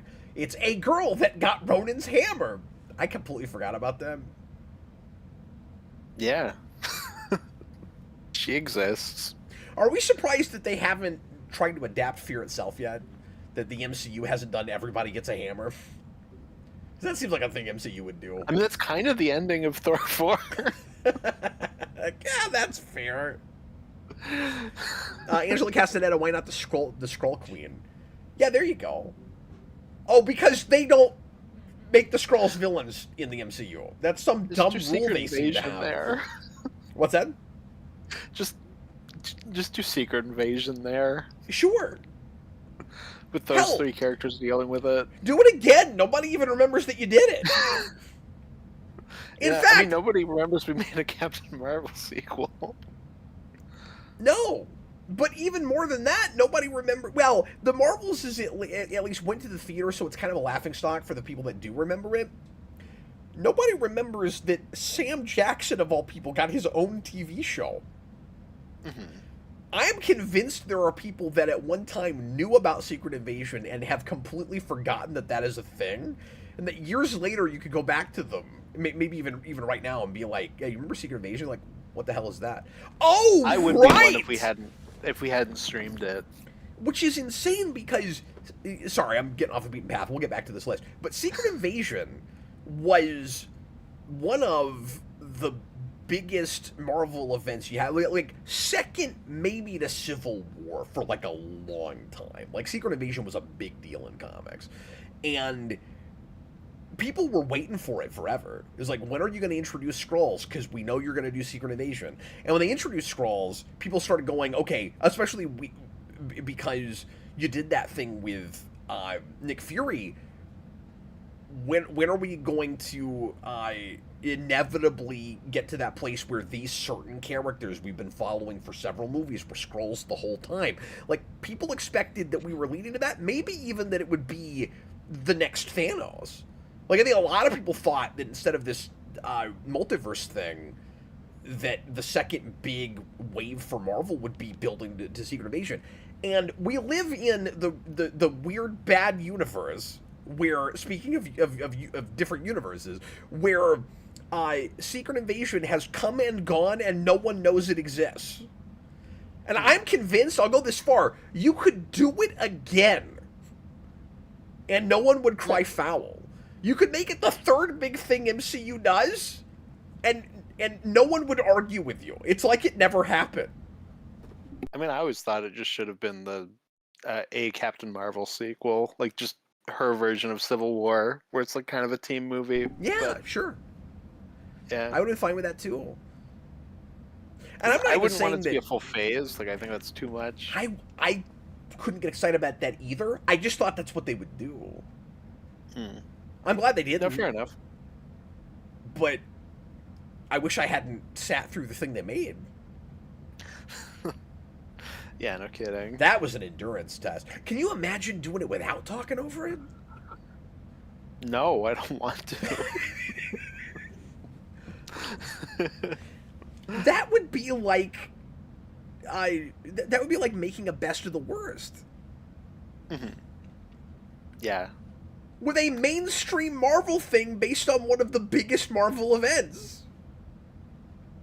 No, it was hard to get through just watching it together, let alone watching it in general. God. But what is your number 24? Okay, so this is the one that'll hurt your feelings. And oh no, I'm not gonna. I'm sorry, and I'm not gonna talk too much about this because it's been a long time, and even though I did a deep dive and I wrote about this, I have excised it from my brain because I did not enjoy any part of this. But it's a movie that's on your top 100 that I know you like, and like people make arguments for this movie all the time.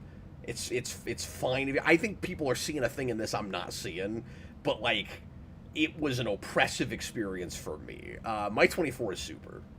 Cannot deal with it. Oh, it doesn't hurt my feelings, but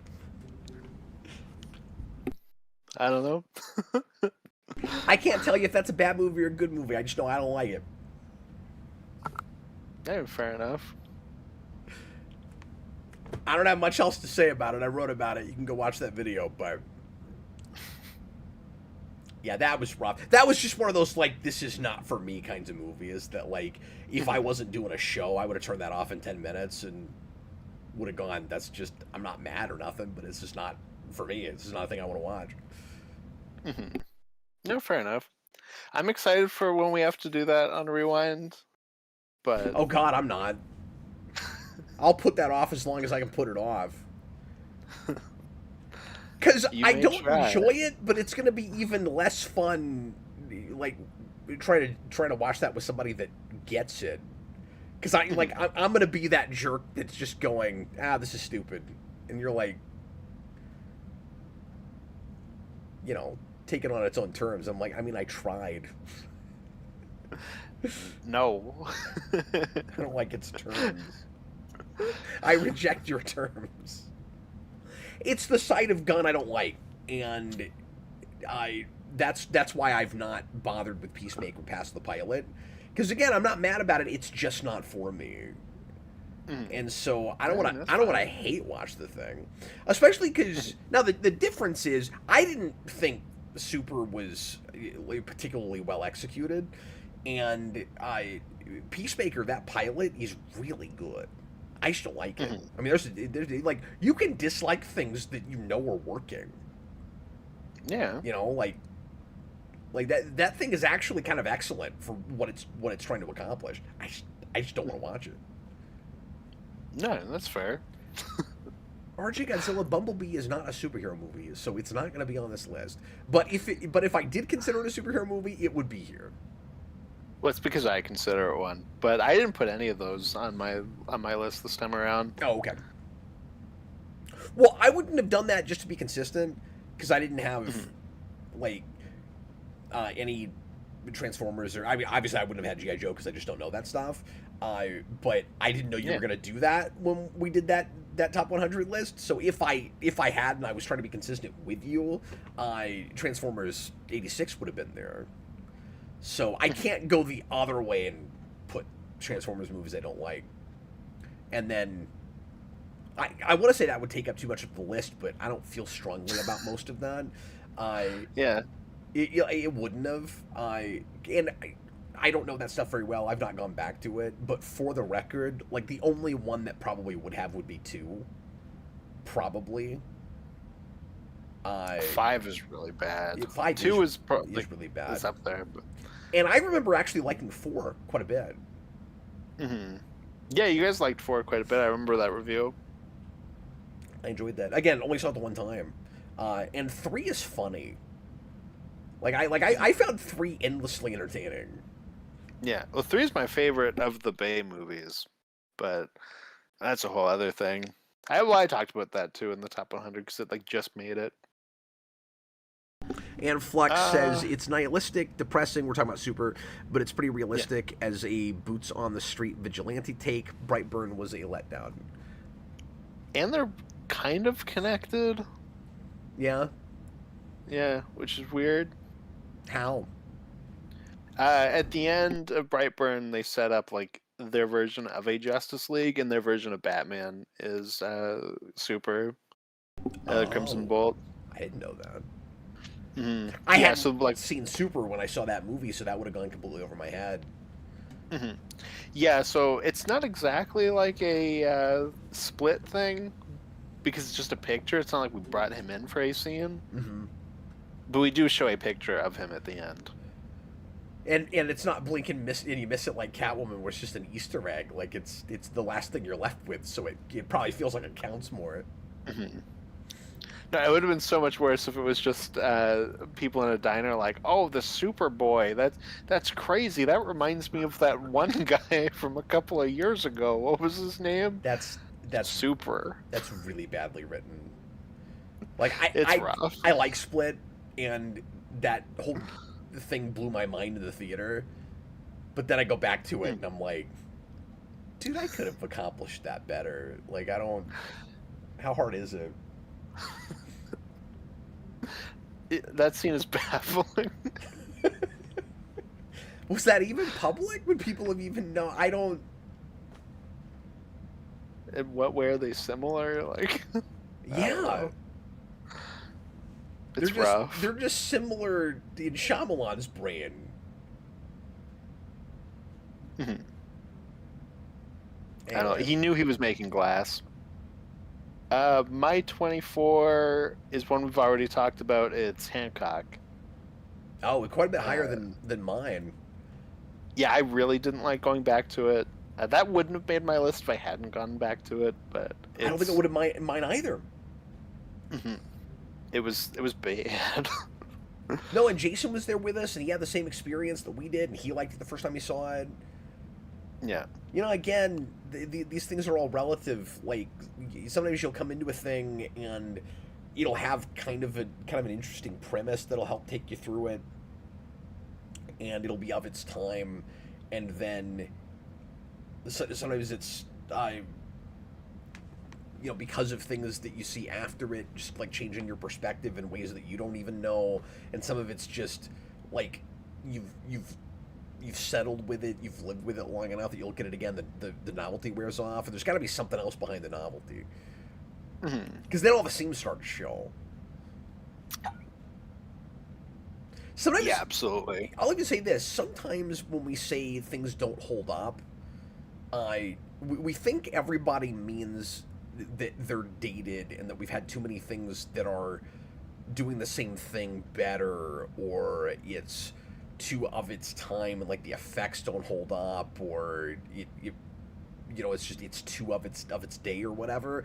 But I think sometimes when we say it doesn't hold up, we mean like to repeat viewings, to scrutiny. You know, some things are so throwaway it feels like they existed to be consumed one time and tossed, like full-on disposable entertainment. And in that way, you could say it's certain things served their purpose. You know, they did what they set out to do. They wanted to be a thing that you watched one time and were satisfied in spending your money on it, and then you never thought about it again. And if you look at it again, the people that made it, most people wouldn't say this, but 10 years later, you look at it again, and you're like, oh, this doesn't hold up. They might say, well, yeah, because it wasn't meant to be seen more than the one time. Mm-hmm. Yeah. No, there's definitely movies like that, especially in this genre. Especially in this genre. Yeah, full of disposable stuff. Mm-hmm. What is your 23? Naturally, I'm wasting my life rewatching them and talking about them. Speaking of disposable things, the things that I don't think even hold up on a singular watch. Wait, did I just go? No, you said what did you say? No, I said Hancock. Hancock, that's where we were. I'm sorry. My 23 is Green Lantern. Oh. And you've still never seen that. I've still never seen it. I contemplated watching it for this, and then I was like, then I have to watch Green Lantern. 3 words: uninspired, derivative, and embarrassing. Even with the parallax scrolling? Especially with the parallax scrolling. That's hilarious. It's bewildering that you would do parallaxy in that movie in the first place, or like call whatever that is at the end parallax. Mm-hmm. That's sad. Don't do that. A movie that you're intending to be or hoping will be the start of a shared universe, hoping will be the start of a giant multi-film Green Lantern franchise, and you treat it like you're afraid you'll never get another one. It's baffling. Like, the only reason you would do Parallax in that way is if you thought you weren't going to do anything else. Mm-hmm. I've never understood that. There are bigger problems, because if that movie was better written, again, didn't feel like it was made just to be an Iron Man ripoff. Like, it does have that kind of made by committee thing where it's like, here are the safe areas we have to stay in. So that movie is terrified it's going to lose the general audience. It's going, Green Lantern is crazy, and nobody will understand what they're looking at with this. Like, thousands of space cops that can create constructs with rings. People are going to be so confused about this. We've got to do an origin. We got to keep it mostly on Earth. We got to do the Thor thing again. And I don't think Thor is a particularly great movie, so don't just do that over again. Like, it's okay, but that's if you're gonna full on rip off not just the character but the formula of a movie, don't make it Thor. That's the most lackluster movie in the first phase of the MCU. It's funny because they came out the same year, but I mean, Green Lantern did they really? No, you're right, they did. Well, Green anyway, Lantern probably should be set on Earth though. Like, you have like the cosmic side, but like most Green Lantern stories take place on Earth. Like, you should probably still have it on Earth, but like with cosmic threats. That's fair. So I think that's fair. I do wish they'd spent a little bit more time in space.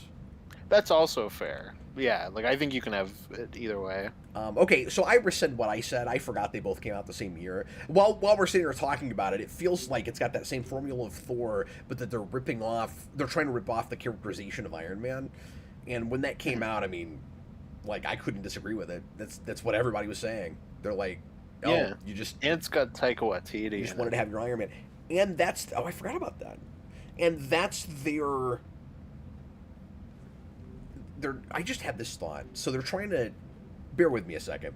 So they're trying to crib from the Marvel formula that has only been around, 3 years at the point that came out, which means when they're developing it, they're seeing Marvel start to gain traction, but they don't have a machine yet. They've only made a couple of movies. And they're going, we gotta get rolling on this, or Marvel's going to have too many years in the can by the time we attempt the shared universe thing, and we're going to look like we're just following them. So what do? They just followed them. Like, they go to Green Lantern to start. They say, let's not start with a Batman or a Superman with our shared universe, because Marvel is doing Iron Man, and that was a less popular Marvel character that really hit hard. So you start there, then you do the big stuff later, and let's go to something that, like with Iron Man, actually was really big in the comics right then. And so we know we'll have at least that initial, like, fanboy base of comic readers. Maybe the word of mouth will spread, because Green Lantern right then in, like, the YouTube community was just bonkers. Like, I couldn't look at action figure and comic channels without seeing Green Lantern. It's just, everybody was obsessed with it. But it occurs to me that they tried to kind of ride Marvel's coattails. It doesn't work. And so when they do it again just a couple years later with Man of Steel, they go, how can we be the absolute opposite of Marvel? Because when we tried to just copy them, it didn't work. Yeah. What ends up being the Dracula Untold compared to the Dark Universe thing to DC, where like they were like, oh, this will be the start. People didn't like it. It's not really the start. We're gonna do something else. Yeah, that's right. So it's got that going for it. But and it's so weird because like they almost had that Justice League thing. Yeah, with Justice League Mortal. Like we talked about this not too long ago, but. No, and then the worst thing it does is it both kills Martin Campbell's career, makes Green Lantern, something that WB doesn't want any part of moving forward, and Ryan Reynolds has been able to walk around for like years being like, lol, Green Lantern was bad, alright, guys? As if like every movie he makes besides that is a lot better. But I don't know, that's a whole other thing. Yeah. And like I don't feel strongly about that because like I like the Deadpool movies more than you do and that and such, but I Which I that don't know. specifically got really annoying. Where it's like, we get it, Green Lantern was bad. Well, I don't know if he was a little bit more self-deprecating about like just picking bad projects Yeah. No, because that's fine. he's picked a lot of bad projects, but it's like why do you never throw shade at Blade Trinity or It's Green Lantern, Green Lantern. Get it? CGI mask, isn't it funny? It's like, yeah, we know you make that joke before. You yeah. made it. We know. But like I said, there's worse problems than the parallax thing. The biggest issue with that movie for me is just it's not. I mean, besides the fact that just, I don't like their characterization for Hal Jordan, I and the writing just all around is awkward, and it also feels like a TV pilot. You're gonna hear me say that a lot with my. The further we go, probably the more often I'm gonna say TV pilot. I don't know. I'm not sure, but I've said that 3 or 4 times already tonight. The bigger issue with this movie is it has no fun with the constructs. Like it's playing it so safe. And like I said, it's so scared the audience isn't going to understand what's happening that it's got to try to make everything as generic and uncreative as possible, which completely loses me because the whole point of a Green Lantern is that they not just that they have willpower, but that they're creative. And so you have to be. Mm-hmm. Yeah, exactly. It's one of the best things you can do with that character. Like one of the best reasons to do a Green Lantern thing. When the most really imaginative thing he does is make a giant Hot Wheels track, you got a problem. Yeah, I mean that could be a fun one in a mix of them, but if Yeah. that's it. That was fun enough, Yeah. but like I'm in the theater and I perk up for a second where I'm like, well, that's kind of what I was, waiting for. That was what I was here for. Oh, you're not going to do anything like that again? Okay. Yeah, or before? All right, we're halfway through this movie. I'm like, okay. And then yeah, the effects are rough. They just did not approach that the right way. There's too many scenes, or I shouldn't say too many, because there's not enough space stuff. But when we go to space, it doesn't feel like you've integrated your live action with your animation at all. Yeah, and I've always wondered if Martin Campbell's just not that kind of guy, because you look at the big stuff that he's done that is great, like your Mask of Zorro, your GoldenEye, and Casino Royale. Like, that's so just classic Hollywood adventure action movie. It's like it was maybe just not the right choice for that kind of big CGI spectacle. No, I don't think he was, because he had made big action movies and he had obviously made a superhero thing, but he hadn't done an effects picture. Like everything he had made was more practical stuff, and that's not possible with Green Lantern. Now, they could have gone more practical than they did, and so it's a little bit surprising that with that director you didn't. But yeah, for sure. There's a lot you just can't do practically. Green Lantern sounds like an animated concept in the first place. Everything about it is hard to pull off that way. I mean, like it feels like less of a live action premise than even a Star Wars or a Guardians. Yeah, I mean, absolutely. I mean, his power isn't something you can do practically. You got to draw that, and anything where you have like energy beams constantly. Yeah, exactly. Well, then you also made the villain Parallax, who is also a giant CGI creature. Well, I mean, you say the villain. Hammond. He shows up right at the end. Hector Hammond's the real bad guy, and well cast. Oh, okay. I haven't seen it. So. One of the weirdest things about that movie is the villain side of it reminds me a lot of Howard the Dog. Like some of what's going on with Hector Hammond reminds me a lot of the guy that gets possessed in that movie. And I think Parallax is basically possessing him, if memory serves, or has some kind of like connection with him or something, and like his brain is growing during the thing, and like maybe his eyes glow. I can't remember, but he does have a little bit of that thing, whatever that guy's name is. I can't remember in Howard the Duck. That's like something else. Like he turns into that guy. Yeah. I mean, that sounds fun, but it also probably isn't anywhere near as cool as that. Yeah, and it's the same actor. It's the same actor. Yeah, Tim Robbins.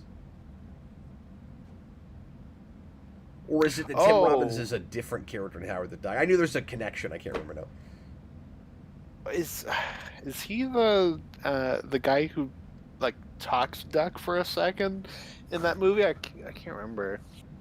Maybe that's who it is. But yeah, Angel Castaneda mentions he's in that. And I knew there was an actor connection, and I couldn't remember.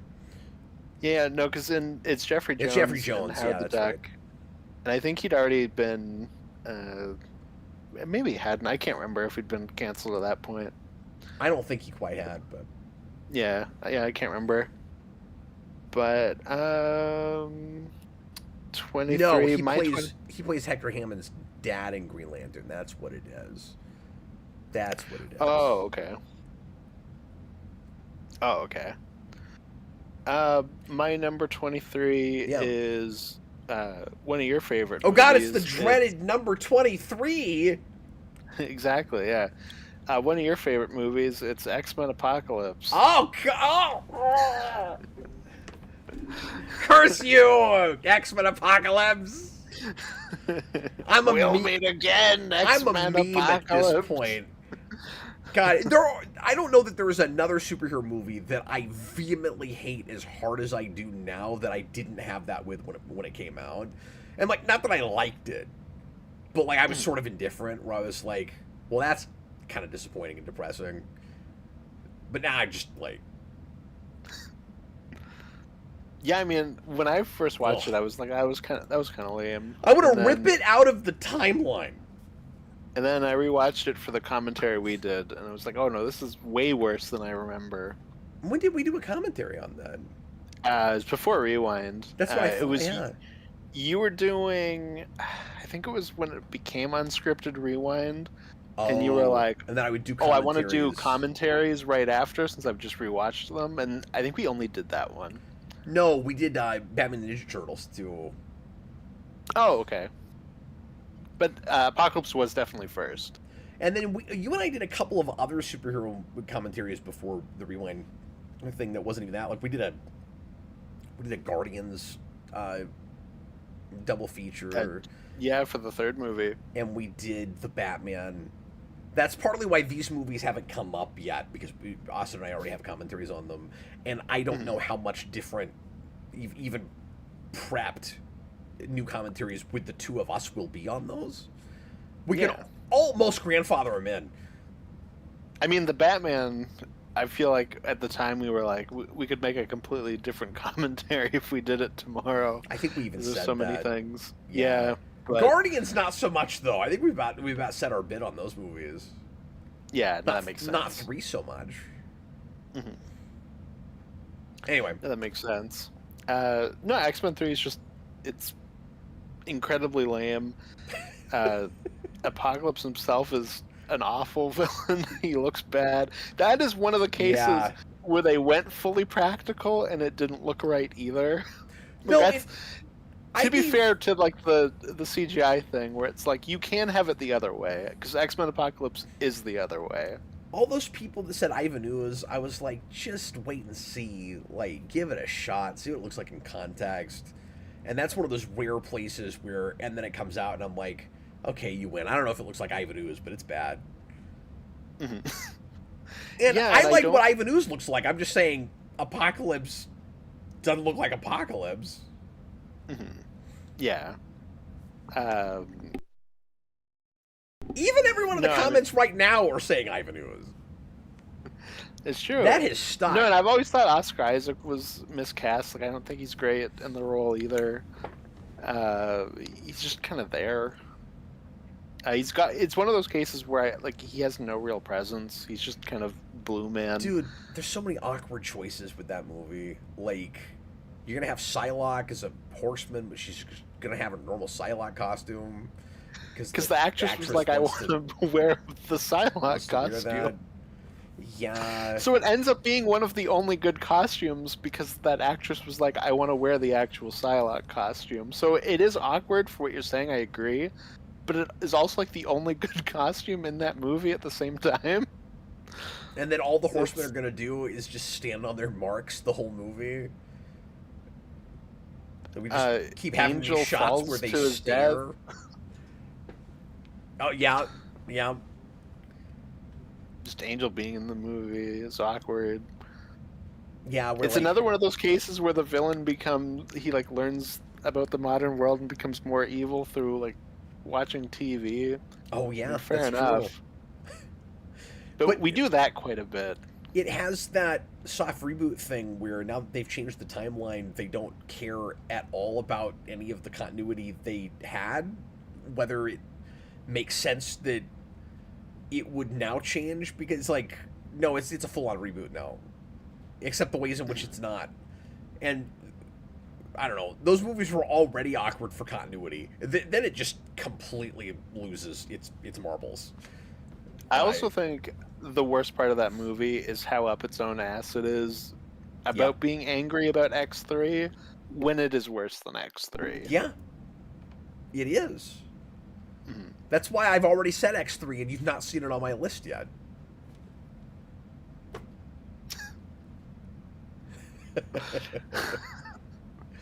Exactly. What is your number 22? And you say up its own ass, it also really thinks it's about a lot more than it is. Mm-hmm. You know, and then the like coming up with a stupid prequel reason for Xavier to lose his hair is one of the worst examples of that ever in a prequel franchise that pulled off the wheelchair thing okay. Mm-hmm. No, then we have to stop to do like a filler Wolverine, like half an hour section, like for no reason. Not to mention you bring in you know, some of the principal X-Men cast finally, and you don't do a thing with them. And some of them are well cast. Like, I love that Storm, and it hurts my feelings she never got to do anything. Mm-hmm. Yeah, exactly. I think I love that Storm. Great, she seemed cool. She never got to act, so I don't know. Yeah, it's all just that actress. But she's the only one that I'm like, oh, I like this new version of them. Everyone else I just don't really care about. But... I agree with that, too. And then Mystique is awful.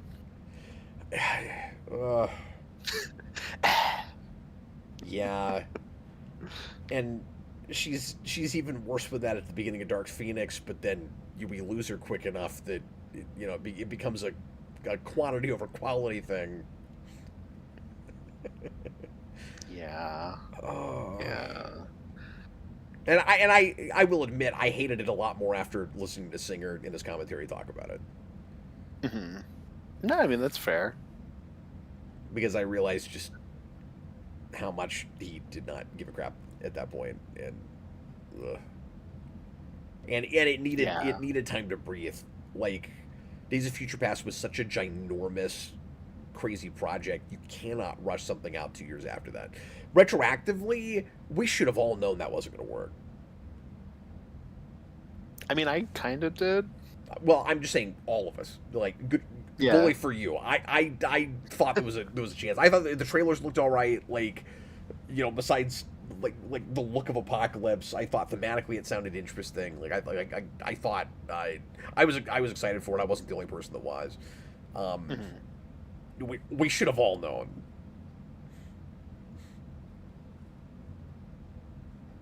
No, for sure. What is your number 22? So, no, this is a movie you also hate, but I'm gonna look like I'm contradicting myself massively, because I said something earlier before I remembered where I placed this. Yeah, and so it is hard to be consistent about. Let me say this before I tell you what it is. It is difficult with these lists to me to be consistent about how much do I hate a thing over another thing, or how much would I rather watch a thing over another thing. I think this movie is objectively worse than the thing I said a few entries ago. Mm-hmm. But I also, for various reasons, I guess would find it easier to sit through, even though it is worse. So my 22 is Injustice, because screw that movie. It is. And I said I'll sit through it over Brightburn. I'd much rather rewatch over it. It's worse though. But I do think it's funny. worse. That's what I was saying. Part of it is shorter, although probably not by much. Like Brightburn has a horror runtime, so it's probably, I don't think it's much longer than an hour and a half. I was gonna say it's probably like an hour and a half, maybe an hour 40. Yeah, but so there's a difference between like having to sit through in the viewings and the thing just on principle pissed me off more, and Injustice does piss me off more. Like on the I do love that these are in the same video. Yeah, so it's pretty funny. To remember it from one video to another. That's like a whole little character arc in this one section of the video. I love that. Now I'll also say, just because we've only got 50, it was hard to decide if I was going to include it, just because I had so many animated things. And so it is oddly high for the way it was on and off my list. But if I was going to include it, it was going to be high, if that makes any sense at all.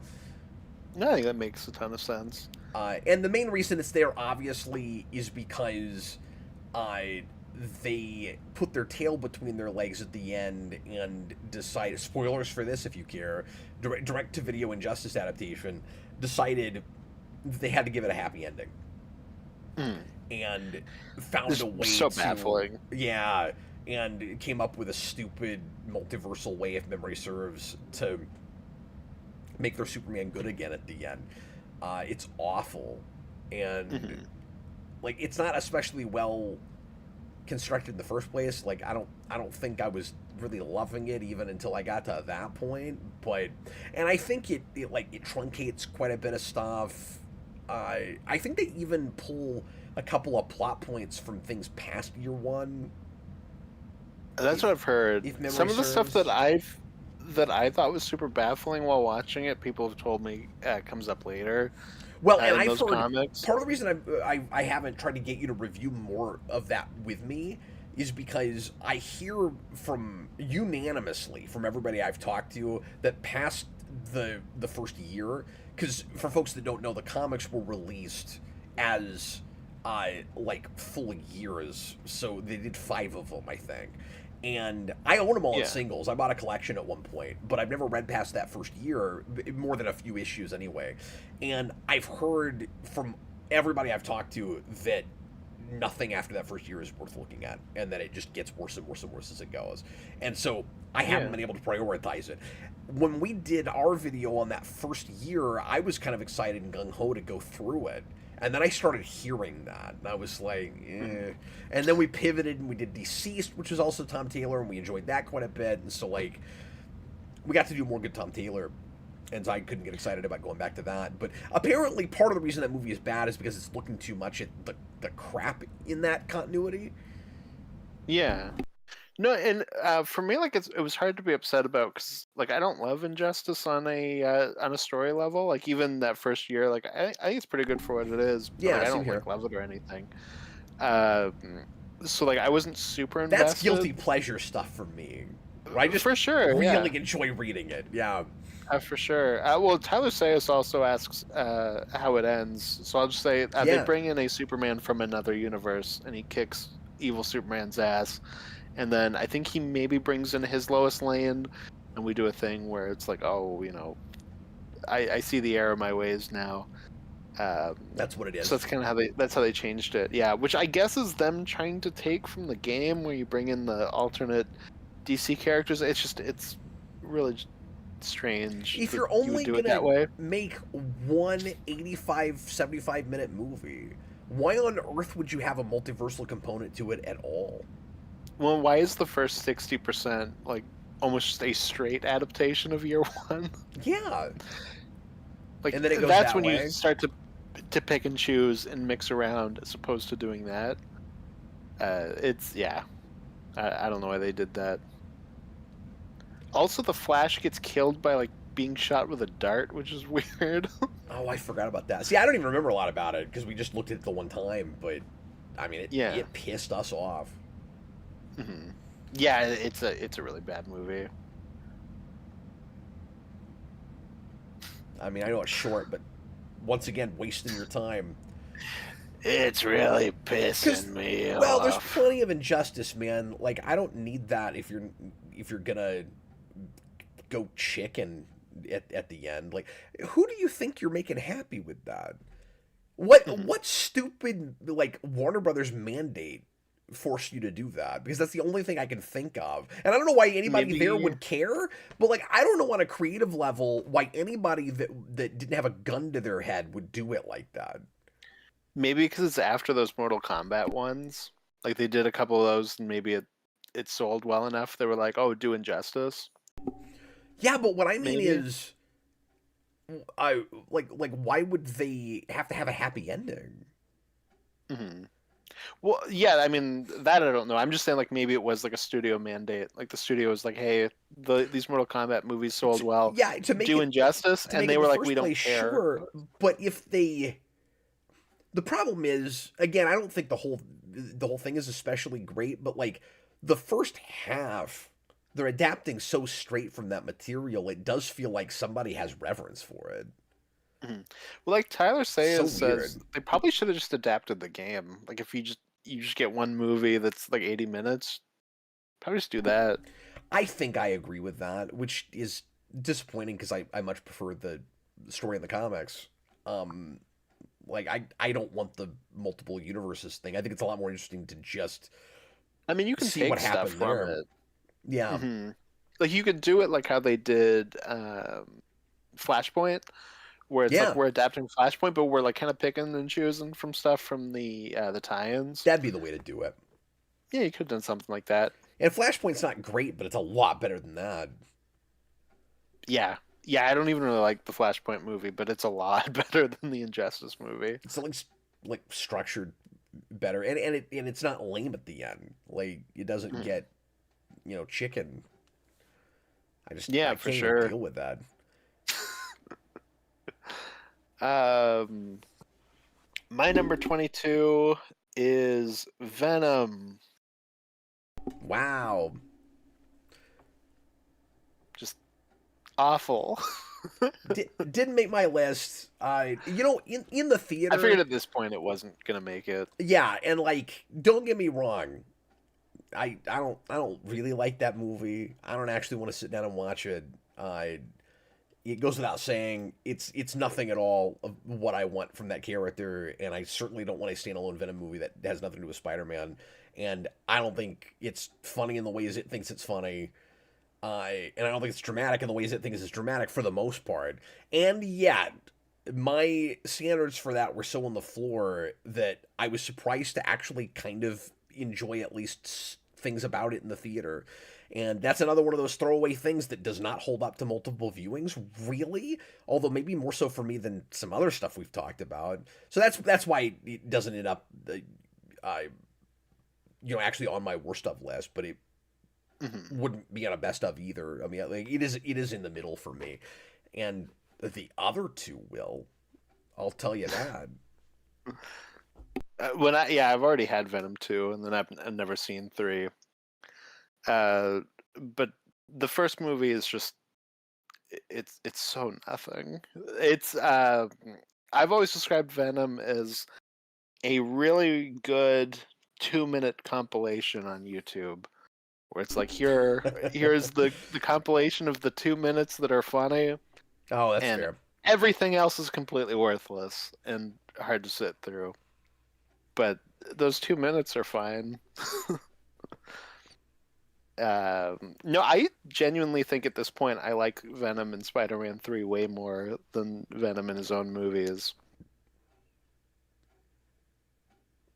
I don't want to agree with that. You also don't have to. No, I'm just saying But I don't know if I do or don't. You might be onto something there. no, and I don't like Tom Hardy in the role. I don't like his stupid accent. I don't like his stupid Yeah. Venom voice. I don't like The any of Venom that. voice I liked okay in the first one, and I didn't know it was him for the longest time. Hmm. Yeah, that's Um, fair.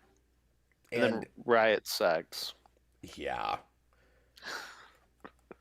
Um, the idea, I don't know, some of the stuff that I like with that is, again, on paper stuff. Like the notion of having Eddie Brock and Venom be sort of a uh like dysfunctional, almost romantic couple where like they're just, like a old married couple where they're like arguing with each other in their head all the time. Like it's not what I would do with Venom. Like to me, that's not what Venom is. Where like when the symbiote joins with a host, they're now a new thing. Like that identity thing is what's interesting about Venom. Why on earth would you not want to explore that? Why on earth would you want to just make a sitcom out of it? But I do Yeah. think that I can see where the mileage would be if you handled it smarter. But that's why I I think that's why I guess. think 2 is better. It actually plays with that as a dynamic I remember better than the first literally movie. nothing about that aspect of that movie, Yeah, except that's for except except for I remember Carnage. hating that stupid dance scene. The dance? I don't even remember that. Isn't that in two? Isn't there a scene where they go to a club Oh, they do go to a club. and like Venom gets on the mic and Yeah, like plays DJ or something, and then they have like a big stupid dance? Isn't that in something two? like that. Well, I was thinking of in 3, he has like the slow ballroom dance Yeah, no, they do with it the comedians again. related. I didn't remember them dancing in 2, but he does go to a club, yeah. Or maybe he Which is doesn't weird because the dance. Maybe suit would he's just be talking in a hurt by mic. I don't remember. the sound. That's a But good yeah, point. because there's the whole thing in 2 That's true. where he's like, "Screw you, Eddie, I'm breaking up with you," and then he leaves and he goes to the club. Yeah. The other on paper thing that I liked with that, because you end up with a really lame cookie cutter plot that, Mhm. again, is just as by committee as it could possibly be, where there's no Yep. creative thought behind any of it. But the kind of starting place they are with Eddie Brock at the beginning as an independent kind of YouTube journalist, I like that a lot. I think you could have done something with that, but Yeah. it'd be better in a Spider-Man movie.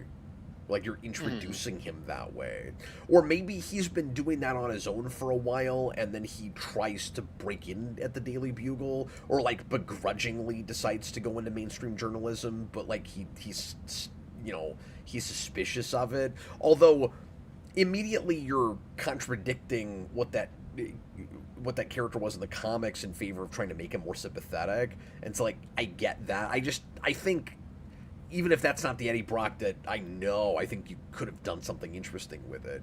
But admittedly, that was their way of trying to coax sympathy from the audience. We're like, Yeah, for sure. because that's Uh, not a character with integrity in the comics. That's kind of mhm. the initial point of him, is that's the way that he's an anti-Spider-Man. He doesn't have that responsibility. And Mhm. so he'll do whatever he needs to do to get a story, including like lying and making up stuff. And he's the exact opposite of that in that movie, but is also supposed to be a screw up in other ways, I guess. He's a loser. Well, he does kind of lie his way into getting an interview because, like, I think he gets his girlfriend fired or something. Yeah, that's true, but he does it, if memory serves, like because he's got integrity, because he's trying to get uh, like a bad CEO guy found out for shady things he's doing. It's like Mhm. that's what it's about. So like he gets his girlfriend fired in pursuit of doing that. Yeah. And so he's a loser because he gets his girlfriend fired for standing up for the right things. It's very convoluted. No, very true. So they're trying to make him. That's that classic Sony. Yeah, and that's become a classic trend in these things. Not just Sony, but a lot of it has been Sony, where you're ostensibly making an anti-hero thing, but you've got to make a feel-good movie that excites an audience and makes them leave happy. So they also have to be a hero by the end of the day. And Guardians is one of the only things that figured out the math on that. Figured out how to kind of do both of those things. No, very true. You cannot make a formula out of that, nor should you. And Disney tried even years before Guardians with frickin' Maleficent. Oh, we love Maleficent, which is the worst supervillain movie ever made, but it doesn't have any superheroes in it, so it doesn't make this list. It's one of the worst Disney live-action remakes. Well, I'll say, and I even put it in a different category because it tells its own story and it's not, But they also like do a couple like that. Like that's also how we did 101 Dalmatians. Like it is, I don't know. That's a whole other thing though. Yeah, but 101 Dalmatians was actually called that, and then weirdly no, it was called Cruella. Oh, but they did the 90s. I know, but they did the 90s one. That's what I thought you were talking about. No, I was talking about the one with Emma Stone. Yeah, I mean, I get that we then did Cruella later, but I thought the point you were making was even back then they focused more on the villain. I thought that's the point you were trying to make. Oh no, I was saying like we did a couple of those villain ones. Right. That's like, what I'm saying is I always kind of put those in a slightly different camp. Yeah, fair enough. They're actually, if you think about it, more like the Sony villain movies in that they're spin-offs to things they didn't make. Yeah, that is true. Actually, kind of more like that. Although, if memory serves, Maleficent kind of does that story in the middle of it. Well, Maleficent's kind of like the Wicked thing. Is more like Wicked in that way. And then Cruella's a prequel. But, what is your number 21? We're almost there, folks, for this evening. Anyway. There. So you brought up X-Men Apocalypse. I'm going to bring up another X-Men movie that I hate, but not quite as much as that. My 21 is X-Men Origins. Oh, okay.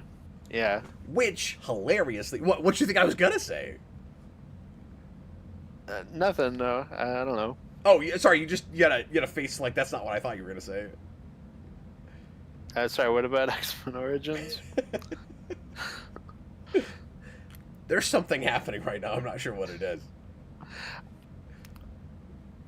What about X-Men Origins? Did you not put it on your list? No, Origins on my list. Oh, okay. It's just a lot higher. Wow, it's surprising. I wasn't sure where you would end up going with Origins. So I have to admit to something before I say anything else about Origins, which is when I made my first pass at the list, for some reason I completely forgot it. It almost wasn't here, and that would have been embarrassing. As much as I've complained and made fun of that movie forever. In its way, I have the thing I do with X3 to a much, much lesser degree, which is I'm not as mad about it as I used to be because we vindicated it later, or not vindicated it, but vindicated the material later. So, like X-Men 3, I mean, we never vindicated the Dark Phoenix thing. We just did that again and bad. But we at least like brought back Xavier and did cool things with him, and that was the main thing that I was upset about with X3. That movie's not good for other reasons as well, but that was the part where I was like offended and mad. X-Men Origins, I was offended and mad, even though there's lots of other bad things with that movie, like pretty much everything. Like it just, the whole thing doesn't work.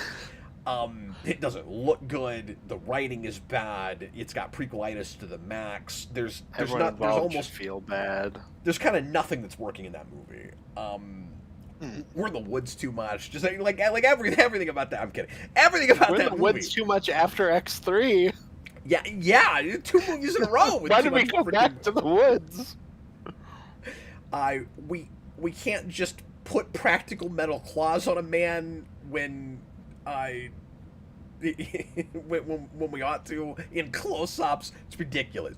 But the main thing that drove me nuts with that was we don't get animalistic feral Wolverine in freaking Weapon X.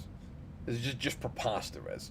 And in its way, it's kind of the same problem that we were just describing, I think, of we're kind of worried about losing an audience, and we don't want him to, like we're afraid to kill our darlings. We're like, Wolverine can't look like a scary bad guy because he's Wolverine, and kids love Wolverine, so we're gonna make him, like both a victim and a hero in the same movie, and that's just not how you handle Weapon X. Like, you victimize Logan because he's a victim in that situation, and then you let him just rip apart all the people that did this to him because that's the catharsis of it. It's a revenge thriller. And then he goes off and tries to figure out who the hell he is after that. And you either find a way to stretch Weapon X to an hour and a half or 2 hours, which might be a hard sell, depending on where your focus is. I do think you actually could adapt Winsor Smith in a movie without doing anything other than Winsor Smith. I think that's possible. But the other way to do it is you have a third act where Wolverine, where you're chronicling just his first foray out in the world, being completely amnesiac, and I don't know what the story is, but like you go a little further with it. But what they did instead was just the most like prequelitis possible thing, where we all know what is supposed to happen, and that informs the whole thing too much. And so he can't just lose his memories because he goes through this project. It's got to be intended that he will lose his memories. And I've complained about the contrived thing with the bullet and everything 150,000 times. And then not to even mention how just badly acted and cast Stryker is. I have now finally liked that actor in something. I talked about that earlier in the year with the new Naked Gun movie, but he's bad in that. But so many of these movies where he was bad feel like the setup for the punchline that is the Naked Gun movie. But yep. No, you're right. You're right about that. No, it was weird because I think it was that came out around the same time as the third Underworld movie, which was also a prequel movie, which was a prequel to something that one of the other movies did mostly in flashback, like Origins is too. And they were both just big things that I was into as a kid. That's why I'm kind of linking them. Yeah, sure. But I don't know how embarrassing, but no, X-Men Origins Wolverine was a movie that I thought was like more so okay when it came out. I was also 12 when it came out. Yeah, but all the adults did too. Like, yeah, everyone was in a shared fever dream with this movie. None of us can explain it. No one knows what happened. No, but... dude, I had friends that were reviewing just as I started, because that was 2009, I think, and so that movie had just come out. Or was about to come out when I started the channel. And later on, some of the people that I worked with on the channel, I found out, like, going back to old videos that they made when that came out, they liked it. And they were all, like, trashing it a year later. But, like, a lot of us had this weird shared experience where that movie was fine when it came out. Yeah. Even I had it. No, and I hadn't seen it in about 10 years when we did it on Rewind. And... oh, it's so bad. Oh, we did do that on Rewind. We did, yeah. Like you said, just the effects are bad, the acting's bad, the story's bad. Everyone involved should feel bad. The love interest the way is we, awful. Like, add character. Yeah, I mean, it sounds like Cuckoo Kachu got screwed. No, the only good thing that came out of it was the video game. Yep, right. That's it. Somebody mentioned Liev Schreiber. Yeah, he's good casting in it. He's like the only sort of saving grace in that movie to me. I don't know how you feel about that, but I think he does a good job. Yeah, I don't know. I'm kind of indifferent to him, but like he could have been good in a better movie. Like Yeah. I'll give that to him. So, no, and that was a movie I also saw first with that 6-month early cut that leaked. Yeah, And yeah, we talked about now that. it's the only version of that movie that should ever be watched. It should be what is on the Blu-ray disc when you buy it, because that's the only version worth watching. Is there a way to still look at them? I'd imagine probably. I think I actually still have my DVD of it. That's awesome. I've still never seen it. I'd have to look for it, but I heard about that when it came out, and I still went to the theater thinking it was going to maybe be okay and work out because I hadn't seen it. Yeah. And so there were just the rumors of how bad it was from at least a few people. But it's like, well, it's unfinished, so who knows? And then I didn't hear much about that after it came out, because, like I said, I don't know if like secretly everyone was gassed when they went to a showing of that movie, and they drugged us with something that made us come out liking that movie. I don't know what happened. It doesn't make any sense. No, the happiest memory I have of that is my mom bought it for me on DVD, and I opened it up, and it had a little like pamphlet thing or whatever, and it was like Marvel Ultimate Alliance 3 like comes out now, and I was like, or not 3, 2. I was gonna say, that's amazing. Like, yeah, no. And I was like, they made a Marvel Ultimate Alliance 2? Like, Mom, we gotta go to the store. I gotta get this. And I went out and bought that with my own allowance money. You looked at that insert. That's the happiest memory I have with You looked at an insert, you were like, what the heck is a Nintendo Switch? The Wii U's not even out. Mom, what the hell's going on? They got 3, they didn't even make a 2. Exactly. That movie's rough. Remember the origin adaptation crap at the start of that? Yeah. That's bad. Oh, it's bad. Yeah, I mean, that's a thing where you could throw a dart at anything in that movie, and it's like, yep, it is bad. They do an origin for his jacket, and then he loses it. I don't know how he ever gets it back. We get an origin for Mom Kent. It does happen. We get an origin for the jacket. Yeah. And him driving motorcycles. They die. Yeah, they do origins for all these things that he's going to lose his memory about. We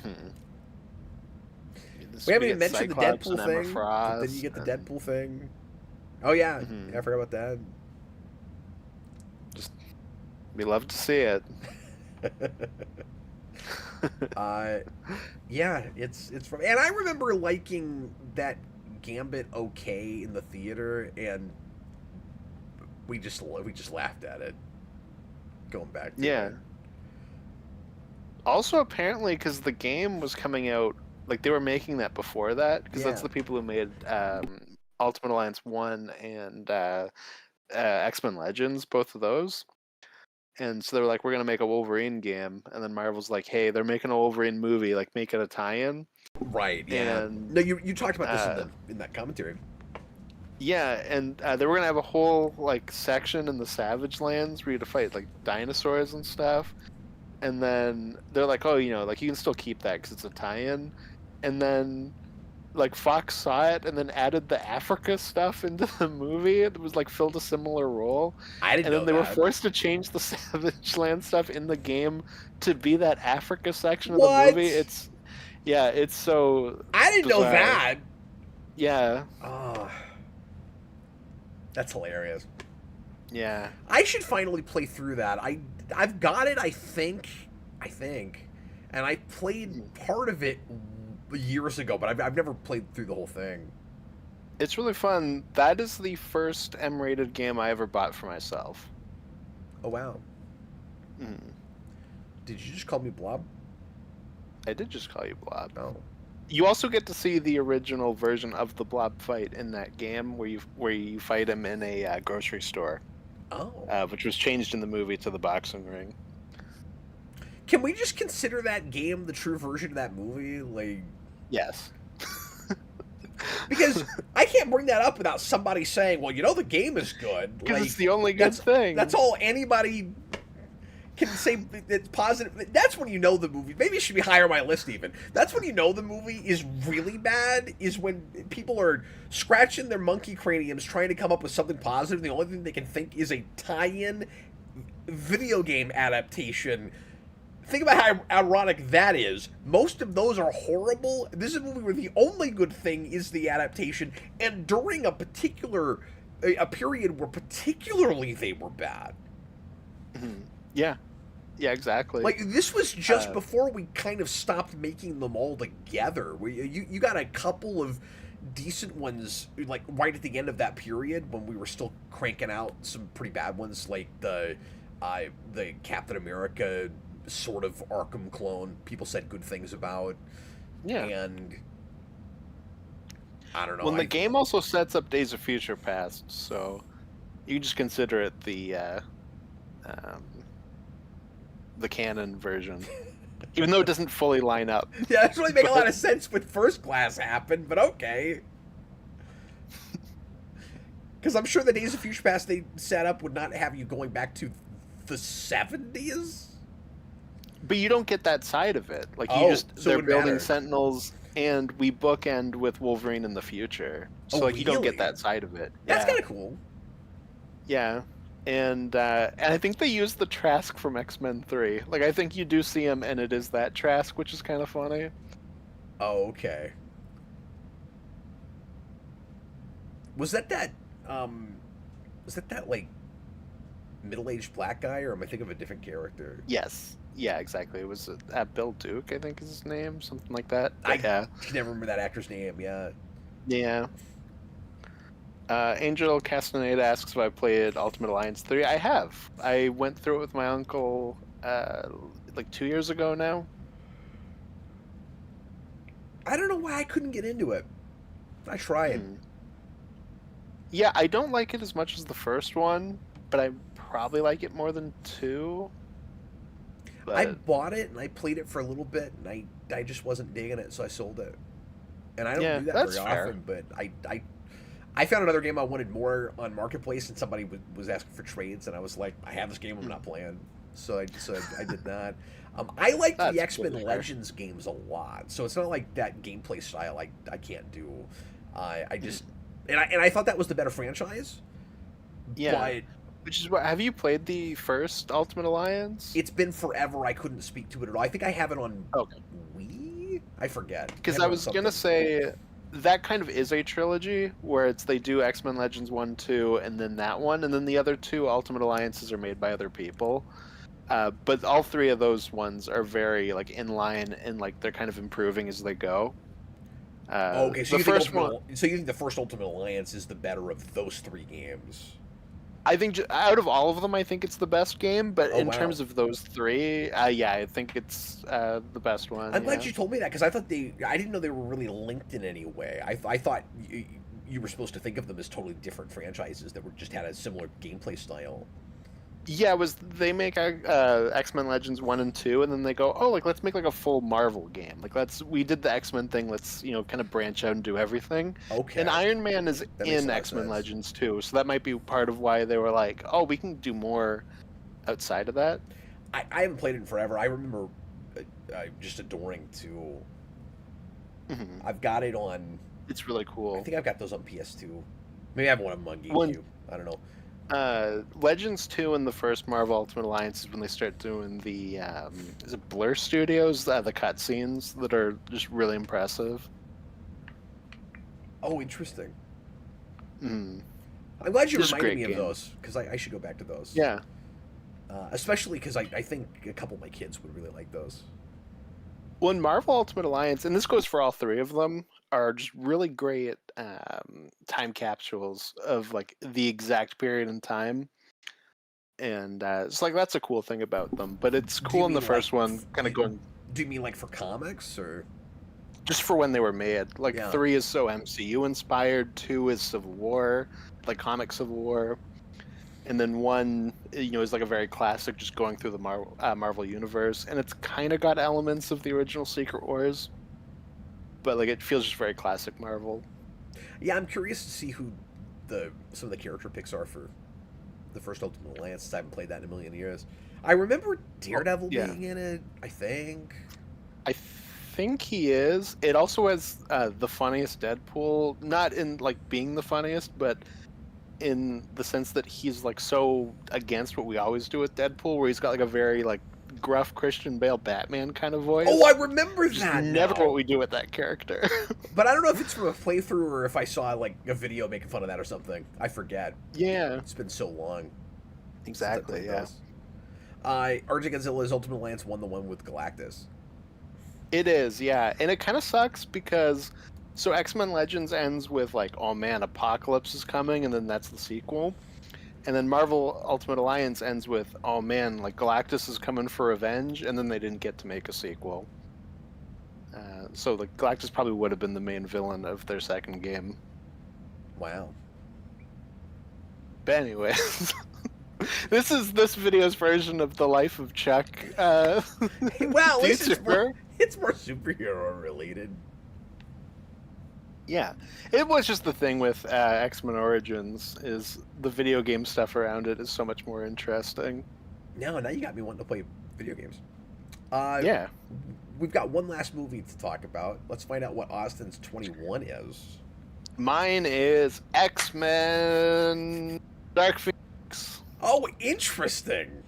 That's why I was like, oh, are you about to say Dark Phoenix? What I thought it was either you thought I was going to say Dark Phoenix, but I didn't realize it was because you put it there, or we were both going to finally have the same one.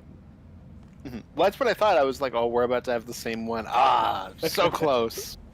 Darn it. So close. Because we had a couple line up with the top 100, and we haven't had any this time. But yeah, Dark Phoenix, I think is the most boring film ever made. It's incredibly hard to sit through. It sucks. It should never have been made. I don't agree with that. That's fair. Yeah. Again, I'm going on memories of the one time I watched it, and none of it worked, and it was embarrassing. But it was oddly short, and I remember in the theater feeling like it was done pretty quick, and that felt kind of merciful. So I didn't have the "this is boring" thing. I just had the like, I feel like I'm watching this real cobbled together thing that doesn't even feel like a fiction that's actually happening right now. Like I could see all the production in it. Yeah. And I was just kind of watching that, and then I was amused by the lack of attempt of making any of these people that should be in their 50s not look like they're in their early 30s, or maybe even older than 50s. No, they'd be even older than that. And it was, that just tracks through those movies. Well, yeah, but it gets funnier the older they get, is the thing. No, of course. It's like you're in the mid 90s now, or the early 90s now, and they did like no 90s stuff. That was weird. Yeah, well, because like I feel like each movie does less and less with the time period it's in. Yeah, and then by the time you get to that point, it's like it doesn't matter at all. Yeah, it really doesn't. It doesn't even have like the needle drops that Apocalypse does, where Apocalypse reminds you of stuff like that. Dark Phoenix. Oh, that's true. It exists. It's boring.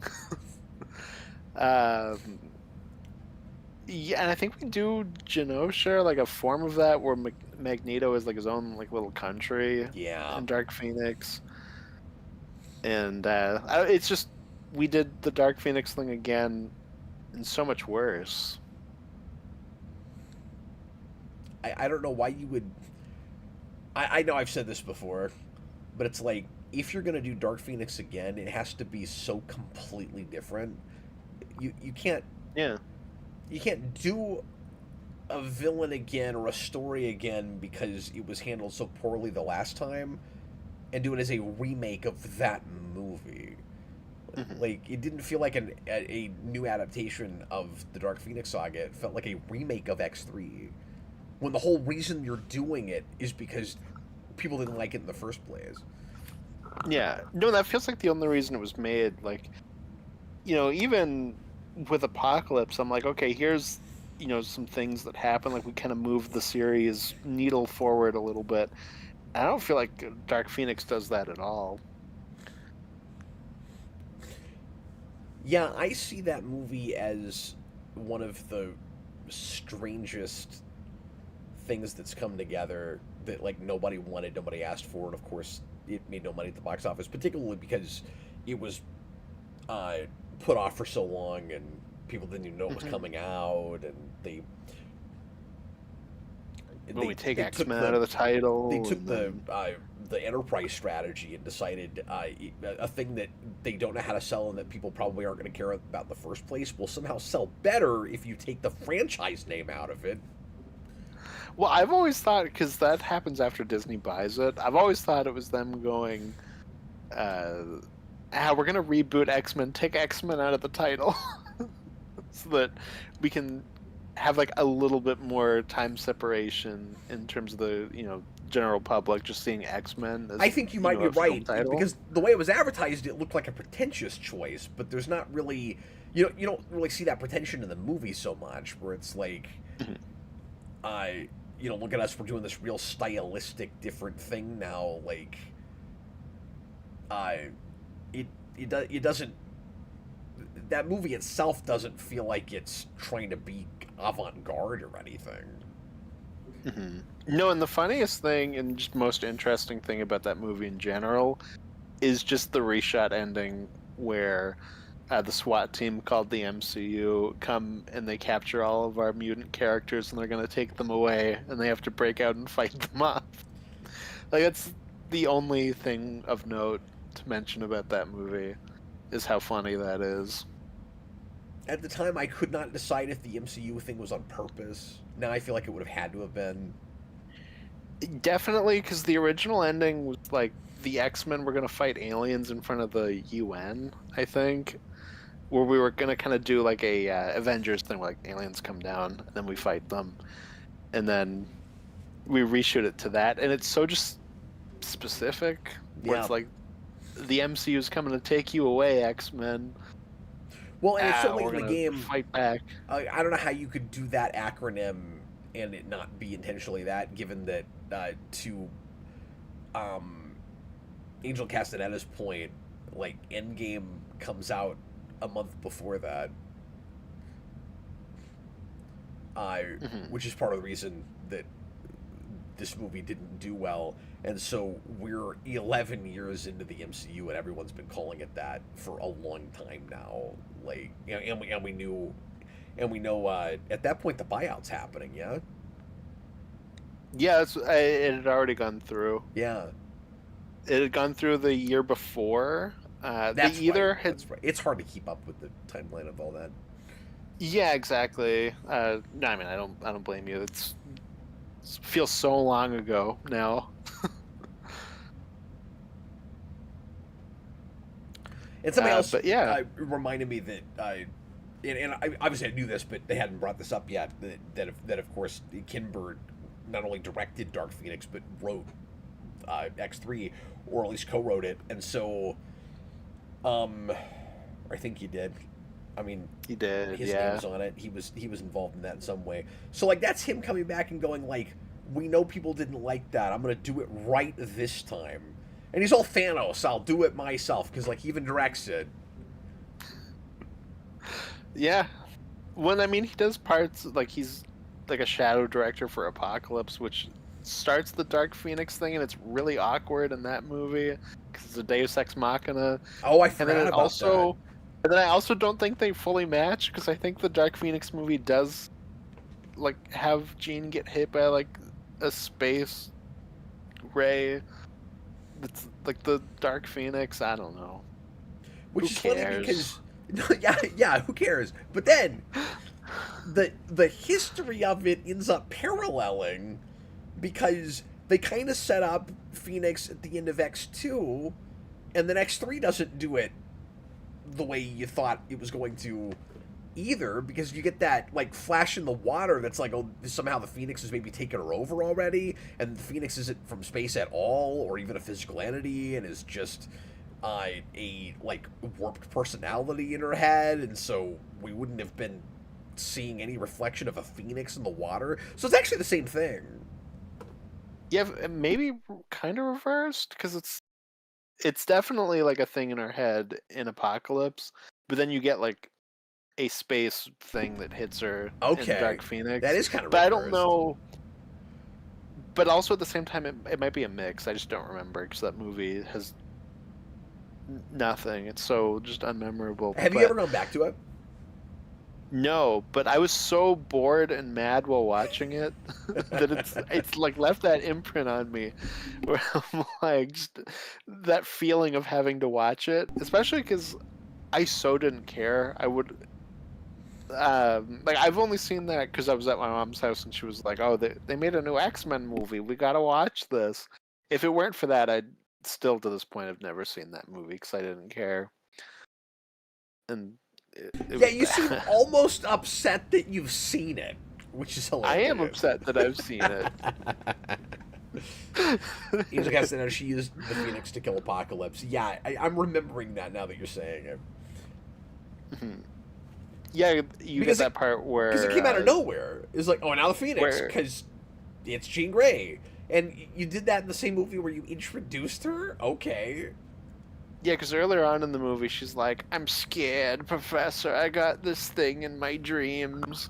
And then at the end of the movie, he's like, "Jean, let it out." Or And I you say have- where you introduced her. No, yeah, that is where they introduced her. That is where they introduce her, yeah.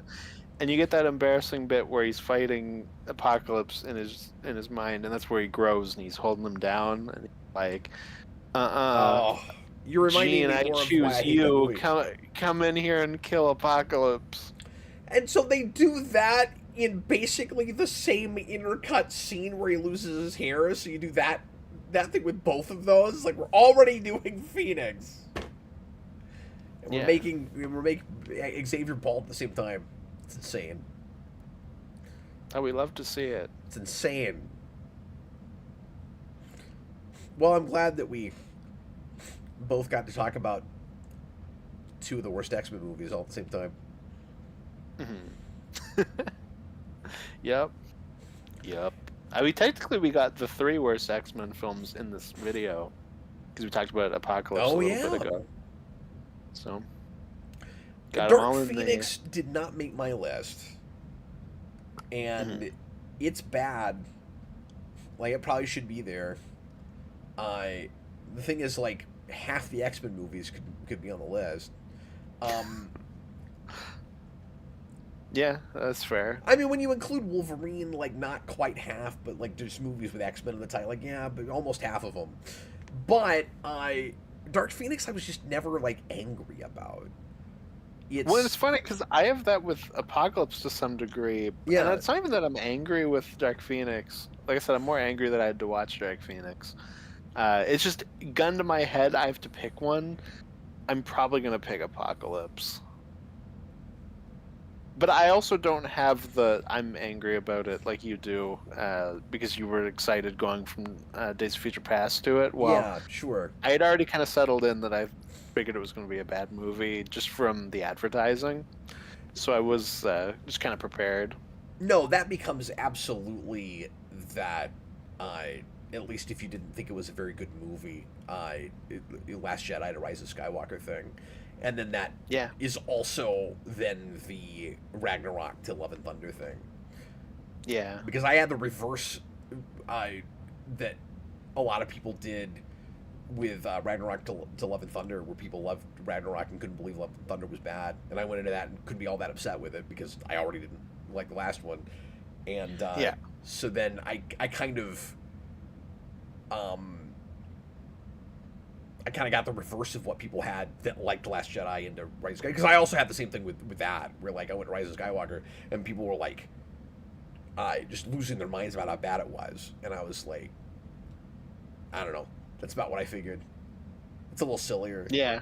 I guess the difference there is it's not the same director, so there's somebody else to blame. So we're like, see, they should have kept Ryan Johnson or whatever. But